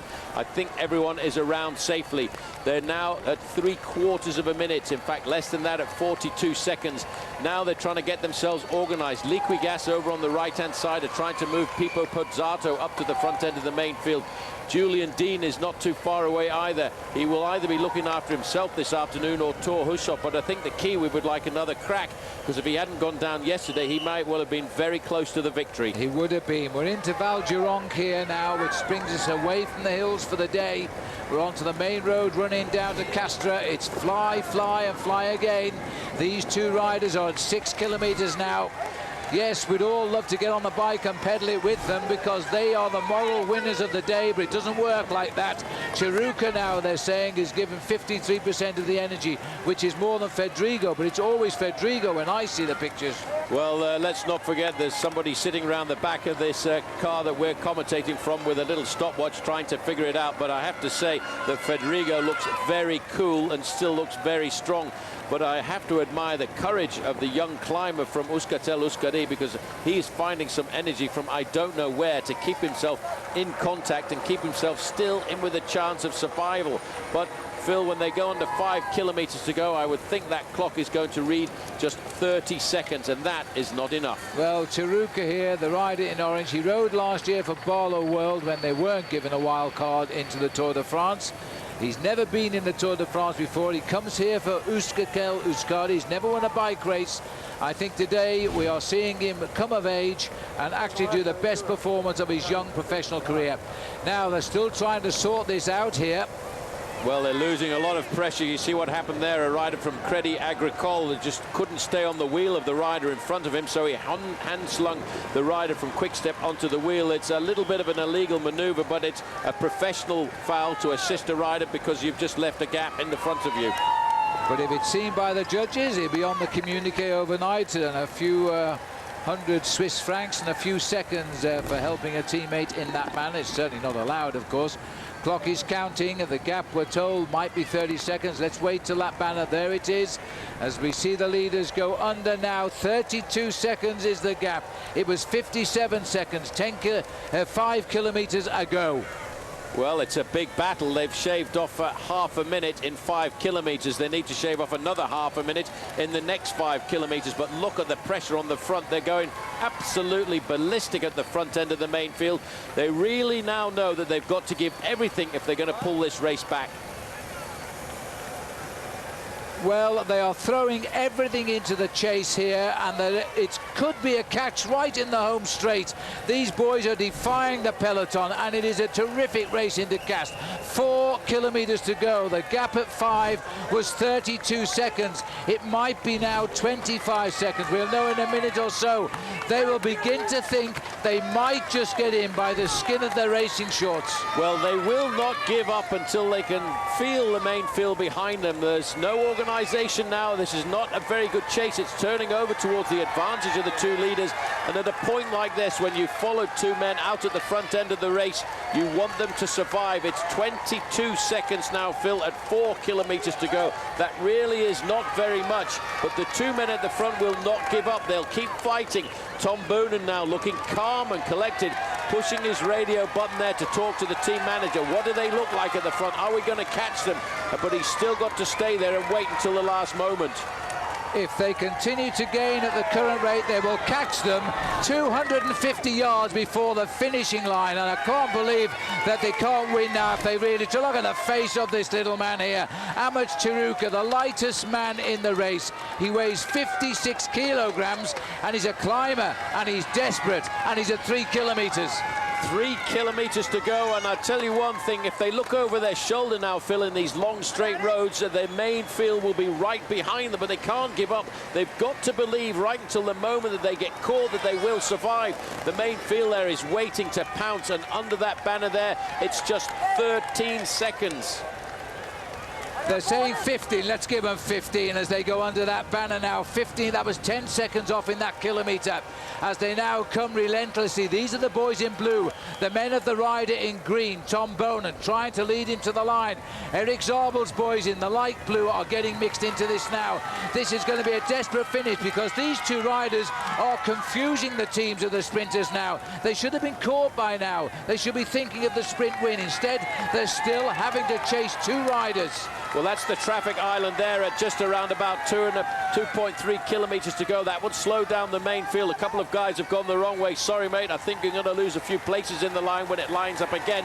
But there is the red car behind the two leaders. That's the car of the race referee. It's being pulled forward. It's an open road now for these two men. As they look back, they can see this big black mass behind them charging down. That's no longer 10 seconds. The blue mass on the front is Team Quickstep, and they are now looking at these riders. It is so close indeed. That's less than 10 seconds. Well, it might just be 10 seconds, but they're closing fast now. Rodrigo has looked over his shoulder. He knows the catch will come probably when he looks up ahead and sees the red kite in the road, signifying 1 kilometre to go. Caught 1 kilometre from the finish. They've been in the lead since the 52nd kilometre. The sprinters of Tom Bonan still drive on. They still live in hope, these two. Certainly the little Spanish boy does. I just noticed Julian Dean moving up to the front there, and right on his jersey was a green and white mass, and that was big Thor Hushoff. Thor Hushoff may well now have got himself back into this race. Boonen is up there into 4th. On his shoulder there is Julian Dean. These riders are only just getting caught, Phil, over on the left-hand side. But Liquigas now are trying to pull Pipo Pozzato up to the front. Well, I think they've been caught at about 800 metres from the line here as the field has taken over. Pozzato's boys, no, 1 kilometre was the catch. At 1 kilometre to go, the domestics swing off now and look in the hope that the big sprinters will take it up. And Tom Bonan has got a perfect shot at this in 3rd. Well, his team now are lining it up. This is the train, the blue train of Tom Bonan. The man in 2nd position is Herk Stegmans, the winner of the stage into Geddes, and he's going to try and launch Bonan into the attack. Locked on his wheel is Eric Zabel. Locked onto Zabel's wheel is Robbie Hunter, and locked a little bit further back is Daniele Benatti. Look at the pain, the anger, the fear of these men as Stegmans opens it up for Bonan. Well, as they start now, the man in white who grits his teeth as a champion in New Zealand, that is Julian Dean now. This is the final lead out for Tom Bonan as Stegmans comes, and there's a kick on the far right. Bonan goes now, Sebastian Chavanel on the far, and now Zabel has got the wheel of Bonan, and Hunter's still there. Hunter dodging with Zabel. Zabel might get the better here of Bonan. Bonan gets it, Zabel, Hunter. What a result, and the sprinters are back. Well, the sprinters never expected they were going to get their day here this afternoon. Hunter is showing us that he's a great race now for the green jersey competition.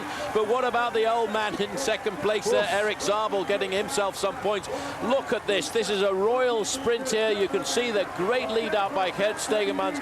Right on the wheel of Bonan there is Eric Zabel, waiting till the last possible moment.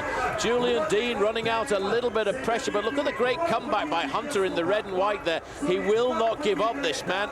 But Bonan, when he gets a crack at the line like this, when he's launched to perfection, he's just like Mario Cipollini or Alessandro Petacchi. What a win for him. Well, Tom Bonan gets what is in history his 6th Tour de France win and his 2nd. He won in Bourg-en-Bresse, and this is a huge result because he got no points yesterday. He gets his 35 points back today by winning the stage. Hunter and Zabel are pretty close. I think Zabel got it, but that will go to the photo for sure, as we're a bit obscured there by the man who won the stage. But those, ironically, those are the top 3 in the green jersey competition. Well, I think we'll amazing. have to have a photo from the other side here to separate Eric Zabel and Robbie Hunter. But look at Bonan. He really has got the power, this man. You know, I don't think he was expecting to get over the 2nd category climb this afternoon, but he was riding with his guts today, Phil, because he reckons he was robbed of a victory yesterday. 43 miles an hour that sprint, 65 kilometres an hour. Well, there he is, Tom Bonan, the boy in green from Sadness yesterday. He didn't even want to smile on the podium last night. So congratulations there for Garate, his teammate. It looks as though it's Zabel, though still this is provisional, remember. Bonan ahead of Zabel, Hunter. Benatti nearly got there. He's starting to sprint a little bit better. Thor Hushoff. This is the sprinters as we see them, but it all goes to the photograph. Boonen knows no doubt who won. We'll take a break, come back and rejoin us while we sort everything out. See you in a moment.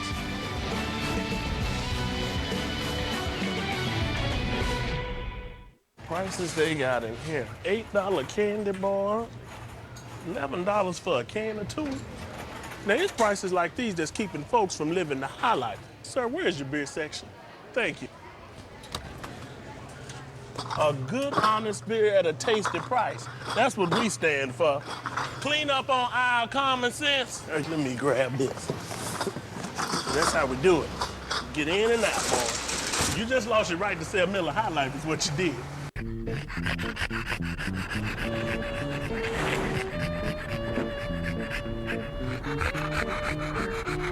I heard that. We'll leave the light on for you.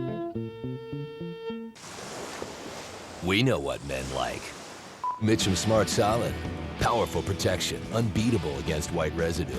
Wow, let's see that again. For powerful all-day protection that doesn't come off. Like I said, we live in a society where the individual ego and the group dynamic are in constant struggle. Response? Yeah, I have a response. What? Geico. 15 minutes could save you 15% or more on car insurance. Nobody said this was going to be easy. Now, see, if Geico.com had taken that approach, instead of telling everyone it's so easy a caveman can do it, I wouldn't be having an existential meltdown right now. Geico. 15 minutes could save you 15% or more on car insurance. There is a breed of man that competes for reasons that may not be entirely obvious. It isn't for money or for glory. They are fueled by different motivations. I won't give up anything to anyone. I love being the best. The athletes of the red, white, black, and blue summer. They don't play, they endure. It's not a game, it's attrition. There are no winners, there are only survivors. That's the definition of macho right there.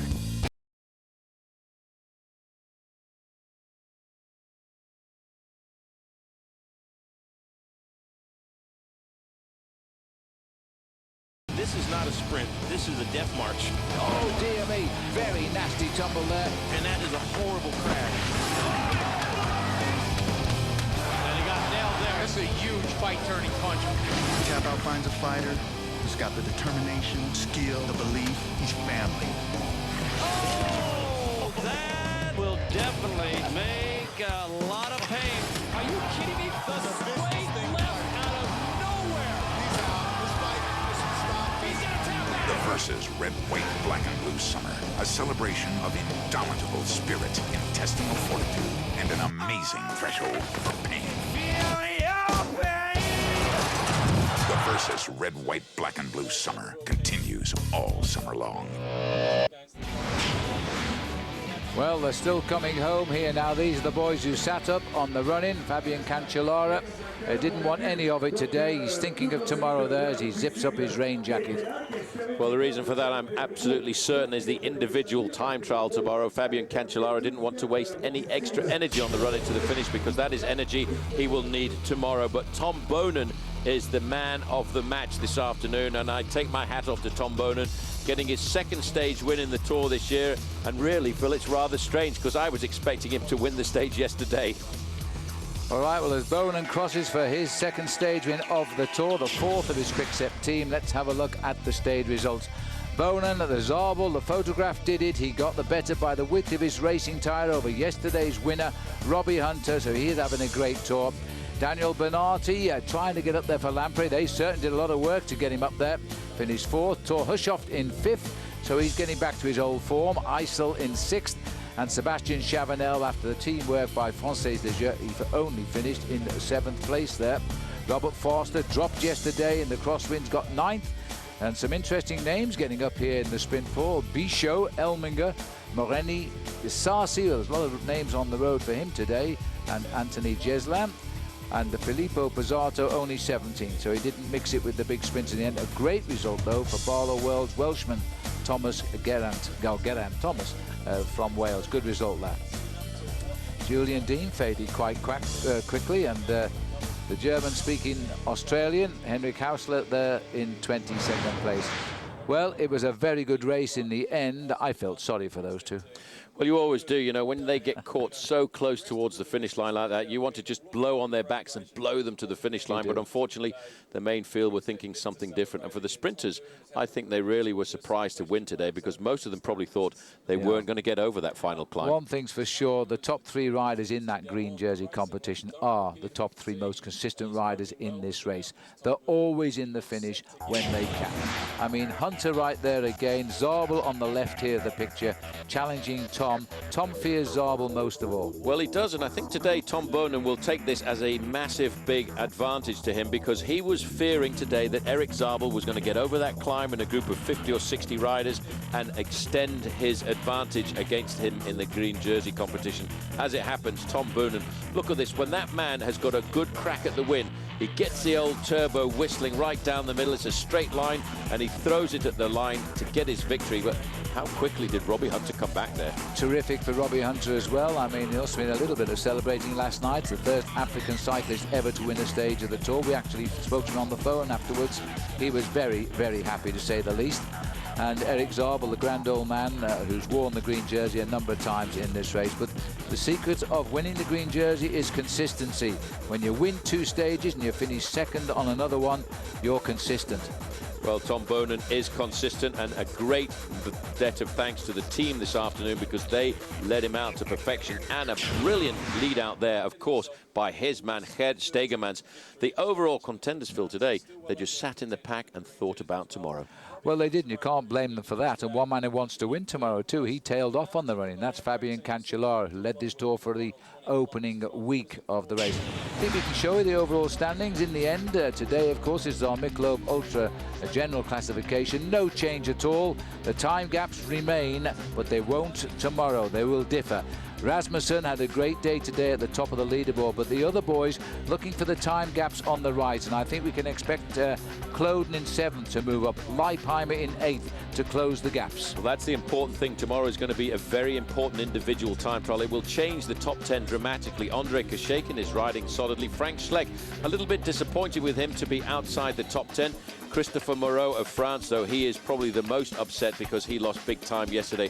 I wouldn't be surprised tomorrow, Phil, at 19th place Alexander Vinokourov, to see him leap up into the top 15. Well, tomorrow, certainly, we will know whether Alexander's going to be a contender to Paris. He must close the gap with his special skill of time trialing. Anyway, there's still the podiums to come with the interviews. We'll see in a moment. The 2007 Tour de France on Versus is brought to you by Cervelo. Enjoy engineering. Ride a Cervelo.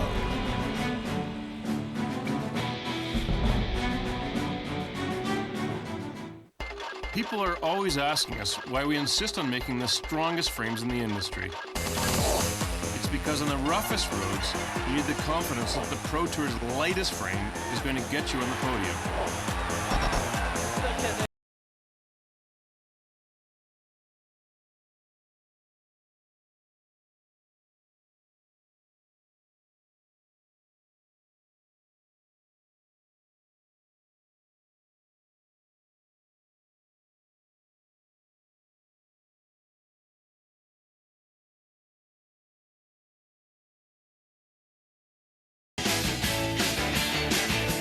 At Hampton, we love having you here.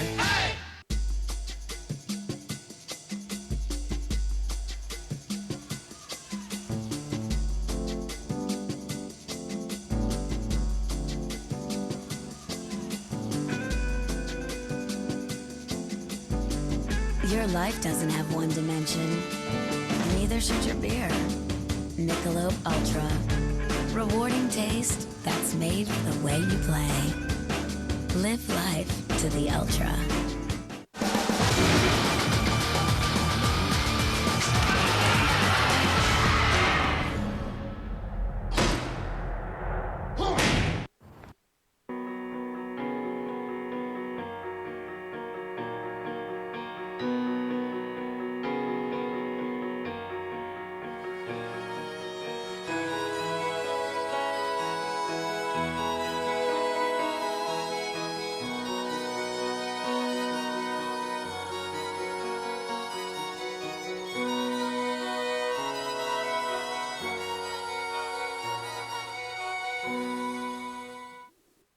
the vehicles drive through the years, changing body and style, but what about a vehicle that changes the world?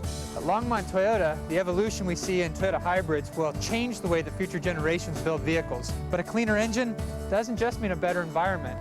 It also means a stylish, powerful, and smooth ride. Longmont Toyota, great selection, better value, and that local relationship you can rely on. Come in today and be a part of a revolution for tomorrow. Toyota, a smart way to keep moving forward. Are coming to France for one reason. He's still got fight in him. To sprint, climb, sweat, bleed, fight to be the one pure champion. The real drama continues. The Tour de France, Stage 12, enhanced tonight at 8 on Versus. Welcome back. We're looking at the Department of the Tarn here, and it's all happening in Castres. The arrival of Stage 12 of the Tour de France, won by the great sprinter from Belgium, the former world champion Tom Bonen. And he's right down there on the podium as we speak. Well, he almost is. He's on it now, Paul. His 11th win of the year. 80th career victory for this man, who I think today will be very happy with that win. He was not very happy yesterday because he was involved in that little contretemps on the run in towards the finish. He didn't get injured himself, but he did have to stop and put his foot on the ground. And I think that's why his explosion over the line this afternoon was one of joy. Well, let's remind him he had 17 wins at this stage last year, but he's getting better. He's had a little bit of time out with injury. He's coming back now very, very quick indeed. I thought he was a little bit below his best form at the start of the Tour, but I think that's all behind him now. He's getting very, very confident. Let's have a look at the stage result. Here it is. He beats Zabel, Robbie Hunter, Daniela Bonatti and Thor Hushovd. Boonen, Hunter and Hushovd have won stages in the last 10 days. Well, they're all top sprinters as well. When you look a bit further down there, Bernard Eisel starting to ride well for T-Mobile, and Sebastian Chavanel, the young Frenchman, up on the way. He's not going to be far away from a win quite soon. Back to the podium because I think Rasmussen is out. Yes, there he is, and he receives his yellow jersey. He's got 5 days in yellow now. Tomorrow will be a real big test for him, of course. His 3 minutes 53 is a little bit of not a big enough margin, we don't think, but we'll find out tomorrow. See what some people believe, that the yellow jersey makes you ride like two men. The big advantage he's got, I think, in this first time trial of 54 kilometers, Phil, is it's fairly undulating, tough rock ride. It climbs up to 500 meters at one stage, and there's a fourth category climb in the last half of the race, so he may well be able to put in his best ever time trial performance. I suppose he has to. Well, let's see if we can show you now the Michelob Ultra. Overall standings, Rasmussen 2:35. I gave you the wrong time gap there. 2:35 for Alejandro Valverde, who's a good time trialist. Iban Mayo, he may struggle a little bit tomorrow. Cadell Evans won't. He's a great time trialist. Neither will Alberto Contador. Won't be quite as good as Evans in theory. Looking further down, Sastre, Claude, and then Leipheimer, still the top American, still America's big favourite to win this race in 8th place. 3 minutes 53 is the gap to him. Let's get back out to the podium now. See what's coming up next. Might be the green jersey. Is the green jersey. And Tom's got it. Well, he got no points yesterday, but he got the lot today, so he'll be feeling a bit happier. Full bag of points this afternoon, 35 points, and that will increase his lead in the competition, which he said, Phil, at the start of the year and the start of the Tour was one of his major goals for the season. He wants to take this jersey, but the difficult thing when you're a sprinter is you've got to drag that jersey over the mountain stages and then come out and perform on days like today. Well, I think the point standings will be interesting now. Bonen 195, 20 more than Robbie Hunter, who has only one more than Eric Zabel. They're all pulling away from Thor Hushovd and Sebastian Chavanel, and boy, that is a tight finish. This could develop into a very exciting finish when we get down to Paris. Back to the podium. We're getting dizzy here. Let's go. And now he's back out again, Michael Rasmussen, for his second jersey, because he's also the leader in the King of the Mountains. Yes, he lost a little bit of his advantage in this competition today, but he didn't really need to go out and race for a second category climb. For him, the most important thing is to conserve energy for the time trial, and if he wants to go for the polka dot jersey, Phil, at the end of this race, he can look at that once we get into the big mountains of the Pyrenees, because there's still some massive climbs to come in this event. Yes, there are. The Pyrenees, his favourite hunting ground. Let's see if we can give you the standings in the King of the Mountains, because this also is becoming a very interesting competition. There are 9 points the difference, because Mauricio Sola scored today. Popovic also scored. They hold second and third, but they closed in on Rasmussen. Astalosa dropping away to 51 and Laurent Lefebvre at 50. Again, a three-man race for that trophy in Paris, I think. Now, I think we've got Robbie Ventura down the finish line. I think he's talking with Chris Horner. Chris, you're having an unbelievable tour. Are you going to get the green light for tomorrow for the time trial, or hold on one second? Chris, you're having an awesome tour. Are you going to get the green light tomorrow for the time trial? Only the green light to go easy, baby, and save it for the mountains. Cheers. You're an awesome teammate. I mean, you're up there constantly. You're in the top, I think, 30 right now. With a good time trial, you can be in the top 20. Very, very dedicated to Cadel Evans. It's very obvious. When's that going to be that crucial point in this year's tour? When do you think it's going to come? Maybe the 2 days right after the time trial. Those 2 days are going to be hard, and then once you hit the time trial, you're going to see who the real leader of the tour is. So whoever that is, after that, they're going to try to break them on the next 2 days. None of the teams here are strong enough really to hold things together. So whoever's the leader after the time trial is going to have to defend on their own on one of those 2 days coming up. Okay, the time trial course, fairly technical. It's got a little hill in it. How does it set up for Cadel? Has he ridden the time trial course before? Yeah, I think it's perfect for Cadel. He's seen all the courses here. He's done the mountain here today. He's done the time trials coming up. So he knows the whole tour, and he's 100% motivated to win it. One last question here. Don't you think if you did the tour, the time trial tomorrow at full gas, you give him at least a heads up on what's to come? Yeah, well, so could someone else from the team, too, and then I could save my legs and be there for him in the mountains. I mean, at this point in time, it takes about that much energy to get through all these stages, and I got about this much, so I need to make up a little bit of energy somewhere in there, drafting, staying on the wheel, not going with attacks, being there at the crucial time. I'm paid insurance for Cadel right now. If he needs me at the crucial time, I'll be there, but he's only going to have me for one or two good uses. Thanks a lot, Chris. Good luck.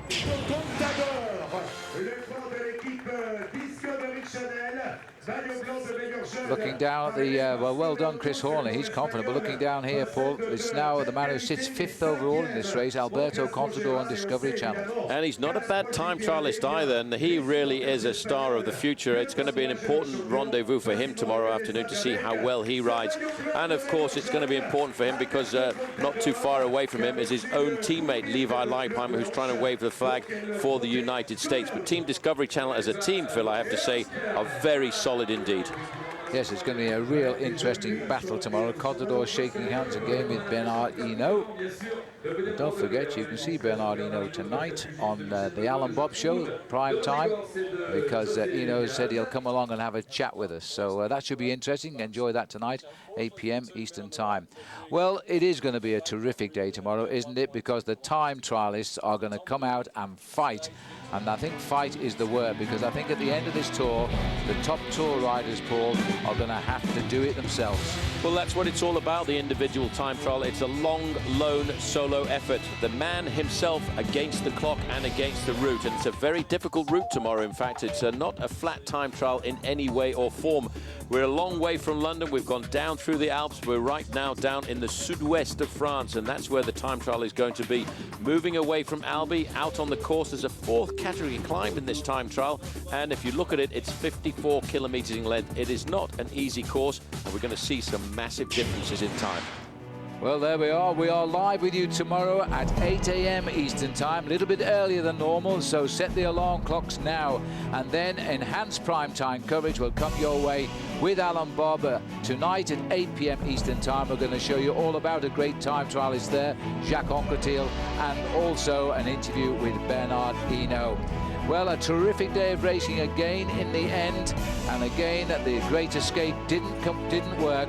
Don't forget to go to www.versus.com. We'll give you all of our race coverage and facts there, and our wardrobe provided as always by Giordani. Well, it's been a good day of racing, not the best, we've seen better, but at the end of it all, the favourites are locked together.